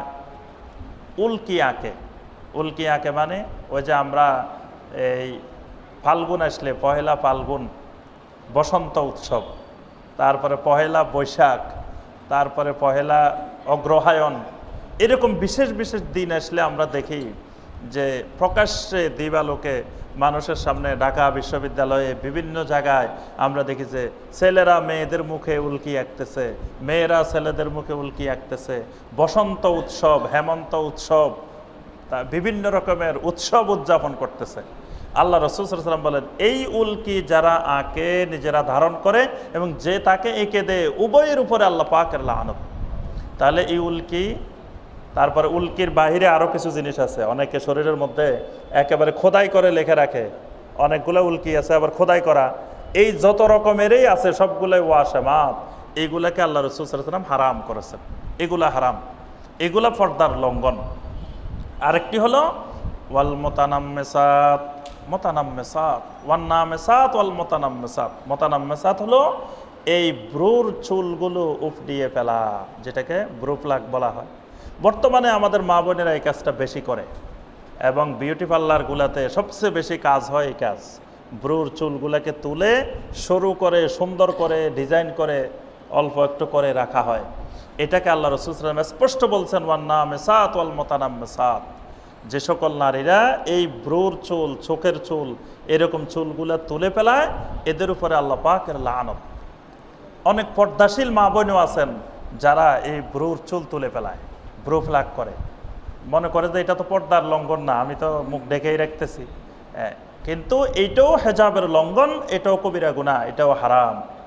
আরেকটি হলো ওয়াল মুতাফাল্লিজাত লিল হুসনে, সৌন্দর্য বৃদ্ধি করার জন্য দাঁতগুলোকে চিকন করা, সরু করা, ডিজাইন করা, যেগুলো দাঁতের ডাক্তারেরা করে থাকেন, দন্ত চিকিৎসকেরা, এই ব্যবসা দাঁতের ডাক্তারদের বড় ব্যবসা, যে এই দাঁত যদি মোটা হয় এটাকে চিকন করেন, দাঁত একটু বেসাইজ হয়ে আছে এটাকে সাইজ বানাই দেন। বিভিন্ন রকমের সৌন্দর্যের জন্য আল্লাহ রাসূল সাল্লাল্লাহু আলাইহি ওয়াসাল্লাম বলেন যারা দাঁতগুলাকে এরকম করে, চিকন করে, সরু করে, ডিজাইন করে, বিভিন্ন কিছু করে, এদের উপরেও আল্লাহ রাব্বুল আলামিনের লানত। তাহলে এই কাজগুলো করা, এগুলো হেজাবের পর্দার লঙ্ঘন। এরপরে আমাদেরকে আরও কয়েকটা বিষয় হেজাবের ব্যাপারে, পর্দার ব্যাপারে খেয়াল রাখতে হবে। সেটা হলো যে একজন স্বামীর উপরে ফরজ তার স্ত্রীকে পর্দার ভিতরে রাখা, এটা স্বামীর গুরুত্বপূর্ণ একটা দায়িত্ব। আল্লাহ রাসূল সাল্লাল্লাহু আলাইহি ওয়াসাল্লাম বলছেন, আলা কুল্লুকুম রাইন ওয়া কুল্লুকুম মাসউলুন আন রাইয়াতিহি, তোমাদের প্রত্যেকেই এক একজন দায়িত্বশীল, তার অধীনস্থ যারা থাকবে তাদের সম্পর্কে তাকে কিয়ামতের ময়দানে জবাবদিহি করতে হবে। পরিবারের একজন প্রধান যিনি হবেন তার স্ত্রীর উপরে তিনি দায়িত্বশীল, তার ছেলেদের উপরে দায়িত্বশীল, তার মেয়েদের উপরে দায়িত্বশীল। এগুলোর মাধ্যমে যদি আল্লাহর নাফরমানি হয়, এগুলোর জবাবদিহিটা ওই পরিবারের প্রধানকে করতে হবে। পরিবারের প্রধান যিনি থাকবেন তিনি তার স্ত্রীর জবাবদিহিতা করতে হবে। স্ত্রীকে আল্লাহ পাক তার অধীনস্থ করে দিয়েছেন। আল্লাহ পাক বলছেন, আমি নারী পুরুষ উভয়কে সমান মর্যাদা দিয়েছি, কিন্তু প্রশাসনিক শৃঙ্খলা রক্ষা করার জন্য আমি পুরুষকে আর রিজালু কাওয়ামুনা আলান নিসা, যে আমি নারীদের উপরে পুরুষদেরকে আমি প্রশাসনিক দায়িত্ব দিয়েছি। পরিবারের প্রধান স্ত্রী হতে পারবেন না। স্ত্রীর উপরে আল্লাহ রাব্বুল আলামিন স্বামীকে প্রশাসনিক দায়িত্ব দিয়েছেন, পরিবারের প্রধান বানিয়েছেন। তবে মর্যাদা দুইজনের সমান, দুইজনকে আল্লাহ পাক কোনো ক্ষেত্রে কম করেন নাই। কিন্তু আপনার একই পদমর্যাদার যদি 10 জন অফিসার থাকে, সেখানে কিন্তু নিয়ম করা থাকে যে কার থেকে কে সিনিয়রিটি হবে, প্রশাসনিক ক্ষেত্রে কে সেখানে সিনিয়র থাকবেন। এখন স্বামী স্ত্রী দুইজনে একই র্যাঙ্কের অফিসার। এখন একই র্যাঙ্কের অফিসার যদি এ বলে যে আমি কি তোমার থেকে কম নাকি, এ বলে যে আমি কি কম নাকি, তো সেখানে তো পরিবারটা ধ্বংস হয়ে যাবে। আল্লাহ পাকের জন্য প্রশাসনিক শৃঙ্খলার জন্য স্বামীকে আল্লাহ পাক সেখানে পরিবারের প্রশাসনিক দায়িত্ব দিয়ে দিয়েছেন। তাহলে যিনি প্রশাসনিক দায়িত্ব পেয়েছেন তাকে অবশ্যই তার অধীনস্থদের ব্যাপারে জবাবদিহিতা করতে হবে। অনেক ভাইকে আমরা দেখি তিনি খুব পরেজগার, তিনি নামাজে 5 ওয়াক্ত জামাতে পাওয়া যায়, দ্বীনি আমল আখলাকে পাওয়া যায়, সব জায়গায় পাওয়া যায়, কিন্তু স্ত্রী পর্দা করে না। সকালবেলায় ফজরের নামাজে উনি জামাতে প্রথম কাতারে, তার ছেলেরা ঘুম থেকেই উঠে নাই, তার মেয়ে ঘুম থেকেই উঠে নাই। তার জন্য প্রথম কাতারে না এসে তার জন্য ফরজ ছিল ওই ছেলে মেয়েদেরকে ঘুম থেকে তোলা। আপনার প্রথম কাতারে আসি, তাহাজ্জুদের সময় উঠে আপনি বসে থাকলেন, তাহাজ্জুদ পড়লেন, ফজরের প্রথম কাতারে পড়লেন, ফজরের বা জামাত তাকবীরে উলার সাথে পড়লেন, আপনার স্ত্রী ঘুম থেকে উঠে নাই, ছেলে ঘুম থেকে উঠে নাই, মেয়ে ঘুম থেকে উঠে নাই। তা আপনার এই তাহাজ্জুদ আর প্রথম কাতারের সলাতের কোনো মূল্য নাই। আপনি তাহাজ্জুদের সলাত প্রথম কাতারে বাদ দিয়ে আপনি ওই স্ত্রী ছেলে মেয়েকে কিভাবে ঘুম থেকে তোলা যায় সেই কাজ করেন। কারণ প্রথম কাতারে নামাজ না পড়লে আল্লাহর কাছে জবাবদিহি করতে হবে না, কিন্তু স্ত্রী যে নামাজ পড়ে নাই, ছেলে মেয়ে নামাজ পড়ে নাই, এটার জন্য আল্লাহর কাছে আপনাকে আমাকে জবাবদিহি করতেই হবে। তাহলে স্ত্রী যদি পর্দা না করে, এরকম স্বামীকে কি বলা হয়? আল্লাহ রাসূল একটা সুন্দর নাম দিয়েছেন, তাদেরকে বলা হয় দায়ুস। আমরা ছোটবেলায় শুনতাম যে মহিলা পর্দা করে না, বেপর্দা চলে, তারে লোকেরা বলতো দায়ুস। কিন্তু পরে এসে দেখলাম হাদিসের মধ্যে ওই মহিলাকে দায়ুস বলা হয় নাই, মহিলার স্বামীকে দায়ুস বলা হয়েছে। মানে আমাদের পুরুষ শাসিত সমাজ হওয়ার কারণে মানে আল্লাহ রসুল বলছেন আমাদেরকে দায়ুস, আমরা নিজেরা দায়ুস না বলি মহিলার দায়ুস বানাই দিছি। কিন্তু আল্লাহ রসুল মহিলাকে দায়ুস বলেন না, দায়ুস বলছেন কাকে? স্বামীকে। আল্লাহ রসুল বলছেন দায়ুস জান্নাতে যাবে না, দায়ুস জান্নাতে প্রবেশ করবে না। দায়ুস হলো ওই ব্যক্তি যে ব্যক্তি পরিবারের প্রধান, কিন্তু তার পরিবারে আল্লাহর দ্বীন নেই, তার পরিবারে বেনামাজি, তার পরিবারে বেপর্দাশীল, তার পরিবারে পর্দা নাই। এরকম অসংখ্য পরিবার আছে আমাদের বর্তমানে যে নিজেরা খুব পরেজগার, কিন্তু স্ত্রী ছেলে মেয়েদের মধ্যে আল্লাহর দ্বীন নেই। মিনিমাম হেজাব আর নামাজ, পর্দা আর নামাজ, এই দুটোও নাই, বাকিগুলো তো দূরে থাক। বর্তমানে আমরা দেখি পরিবারগুলোতে কুফরি সংস্কৃতি, কুফরি কালচার এমনভাবে প্রবেশ করতেছে যে বার্থডে আসলে, কারো একটু জন্মদিন আসলে কি মহা ধুমধামে, এবং এটা দিন দিন এত ব্যাপক বিস্তার লাভ করতেছে যে জন্মদিন পালন না করলে মনে হয় ওই পরিবারে বিশাল একটা কাজে করা হয় নাই। এবং জন্মদিন পালন না করলে মারামারি কাটাকাটি পর্যন্ত করতে প্রস্তুত, জেহাদ করতেও প্রস্তুত, যে জন্মদিন করতেই হবে। এবং বাচ্চাদেরকে স্কুলে কলেজে বিভিন্ন জায়গায় এগুলো উস্কানি দেওয়া হয় যে তোমার বার্থডেতে কি করা হয়েছে, তোমার বার্থডেতে কি আয়োজন করা হয়েছে। তারপরে স্কুলে আবার তাদের বার্থডের জন্য বলে দেয় টিচাররা যে এটা এটা নিয়ে আসবা তোমার বার্থডের দিন। মানে এগুলাকে পুরো চতুর্দিক থেকে কুফরি সংস্কৃতিকে উদ্বুদ্ধ করা হচ্ছে। এই পরিবারগুলোতেও আজকে ইসলামী সংস্কৃতি, ইসলামী কালচার বিলুপ্ত হয়ে কুফরি সংস্কৃতির অনুপ্রবেশ। সকালবেলায় ইসলামী সংস্কৃতি হলো ফজরের পরে ঘরে ঘরে কোরআনে কারিমের তেলাওয়াত হবে, প্রত্যেক ঘরের থেকে আওয়াজ বের হবে আলিফ লাম মিম যালিকাল কিতাবু লা রাইবা ফীহি হুদাল লিল মুত্তাকিন ইয়াসিন ওয়াল কুরআনিল হাকীম ইন্নাকা লামিনাল মুরসালিন। কিন্তু আজকে এইগুলা ঘর থেকে বের হইতে শোনা যায় না, কারণ ঘুম থেকে উঠে 8টা বাজে, তেলাওয়াত করবে কখন? এই তেলাওয়াত, ইসলামী সংস্কৃতি, ইসলামী কালচার আমাদের পরিবারগুলো থেকে হারিয়ে যাচ্ছে, বরং সেখানে কুফরি সংস্কৃতির অনুপ্রবেশ। রাত্রে 1টা 2টা 3টার আগে কেউ ঘুমায় না। সকাল সকাল ঘুমাইলে তারে মনে করে যে এটা আধুনিকতা নাই, 10টা বাজে ঘুমায়, 9টা বাজে ঘুমায়। মানুষ একবার 9টা 10টায় ঘুমায়, মানে আধুনিক মানুষ হইতে হইলে ঘুমাইতে হবে কয়টায়? 3টায়। আবার যদি বলি ভাই আজকে ফজরের নামাজ পড়ছেন, বলে যে টার পাই নেই। তা আপনি ঘুমাইছেন 3টায়, টার পাইবেন কেমনে? 3টা বাজে ঘুমাই কেউ ফজরের নামাজ পড়তে পারে? ফজরের নামাজ যদি আপনার পড়ার ইচ্ছা থাকে, তাহলে আপনাকে ওইভাবে প্রস্তুতি নিয়ে আপনি ওইভাবে ঘুমাইতে হবে। ঘুমাইবেন 3টায়, 5টা ফজরের নামাজ পড়বেন কিভাবে? এজন্য যে বিষয়টি আমরা বলতেছিলাম যে হেজাব রক্ষার দায়িত্ব নারীদের তো আছেই, পাশাপাশি আমাদের দায়িত্ব কম নয়। আরেকটি বিষয় হলো, মেয়েদেরকে ছোটবেলা থেকে যদি হেজাবে অভ্যস্ত করা না হয়, বড় হলে তাদেরকে অভ্যস্ত করা এটা অনেক কঠিন জিনিস। এজন্য স্বামীদের থেকে এটার বড় দায়িত্ব বাবাদের। আল্লাহ রাসূল সাল্লাল্লাহু আলাইহি ওয়াসাল্লাম 7 বছর বয়স থেকে ট্রেনিং দিতে বলছেন। মরু আওলাদাকুম বিসসালাত ওয়া হুম আবনাউ সাবউ সিনিন। 7 বছর বয়স হলে যেমন সলাতের, নামাজের প্রশিক্ষণ শুরু করবেন, পাশাপাশি পর্দার প্রশিক্ষণ, হেজাবের প্রশিক্ষণও শুরু করতে হবে। যদি আপনি বিয়ে দেওয়ার আগে বাবা যদি ছোটবেলা থেকে, মা যদি হেজাবে অভ্যস্ত না করেন, তো স্বামীর বাড়িতে গেলে ওই মহিলাকে যত ছাপ দেওয়া হোক তার কাছে হেজাবটা একটা আযাব মনে হয়। আর অনেকে বলে যে বিয়ের আগে যা হয়েছে অসুবিধা নাই, বিয়ে হলে ঠিক হয়ে যাবে। এটা মিথ্যা কথা। বিয়ের আগে যদি ঠিক না হয় তো বিয়ের পরে ঠিক হবে, এটা সত্য কথা না। 2-1 হয়তো আল্লাহ রহমত হলে ঠিক হতে পারে, কিন্তু বিয়ের পরে ঠিক হওয়া এটা অনেক কঠিন। এজন্য বাবাদের উপরে এটা বড় কর্তব্য, বড় দায়িত্ব। এই হেজাব, এই পর্দা মা বাবারা ছোটবেলা থেকে মেয়েদেরকে অভ্যস্ত করে। বর্তমানে পর্দাশীল মেয়ে সমাজে খুঁজে পাওয়া খুব মুশকিল। বর্তমানে আপনার অসংখ্য ভাই বিয়ে করার জন্য বলে যে একটা পর্দাশীল মেয়ে খুঁজতেছি। পর্দাশীল নামাজি এবং পর্দাশীল মেয়ে খুঁজে পাওয়া সমাজে বিরল হয়ে যাচ্ছে। এটার কারণ হলো আমরা মা বাবারা পর্দা শিখি না। ছোট ছোট বাচ্চাদেরকে আমরা শালীনতার পোশাক পরাই না।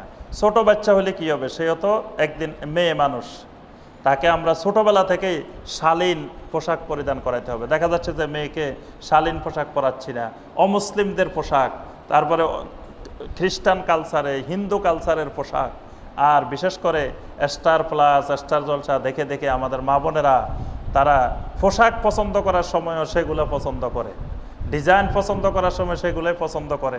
ওই কালচার, ওই সংস্কৃতি গ্রাস করতেছে। এজন্য সম্মানিত ভাই এবং বোনেরা, আমরা আর আলোচনা দীর্ঘায়িত করব না। আমরা হেজাবের ব্যাপারে, পর্দার ব্যাপারে যে বিষয়গুলো আলোচনা করলাম সংক্ষিপ্তভাবে, কোরআন এবং সুন্নাহর আলোকে আমরা এগুলো নিজেরা সবাই আমল করার চেষ্টা করি। আমরা যে কোনো সময় দুনিয়া থেকে চলে যাব। দুনিয়া থেকে চলে যাওয়ার সময় কার কখন এসে যাবে ঠিক নাই।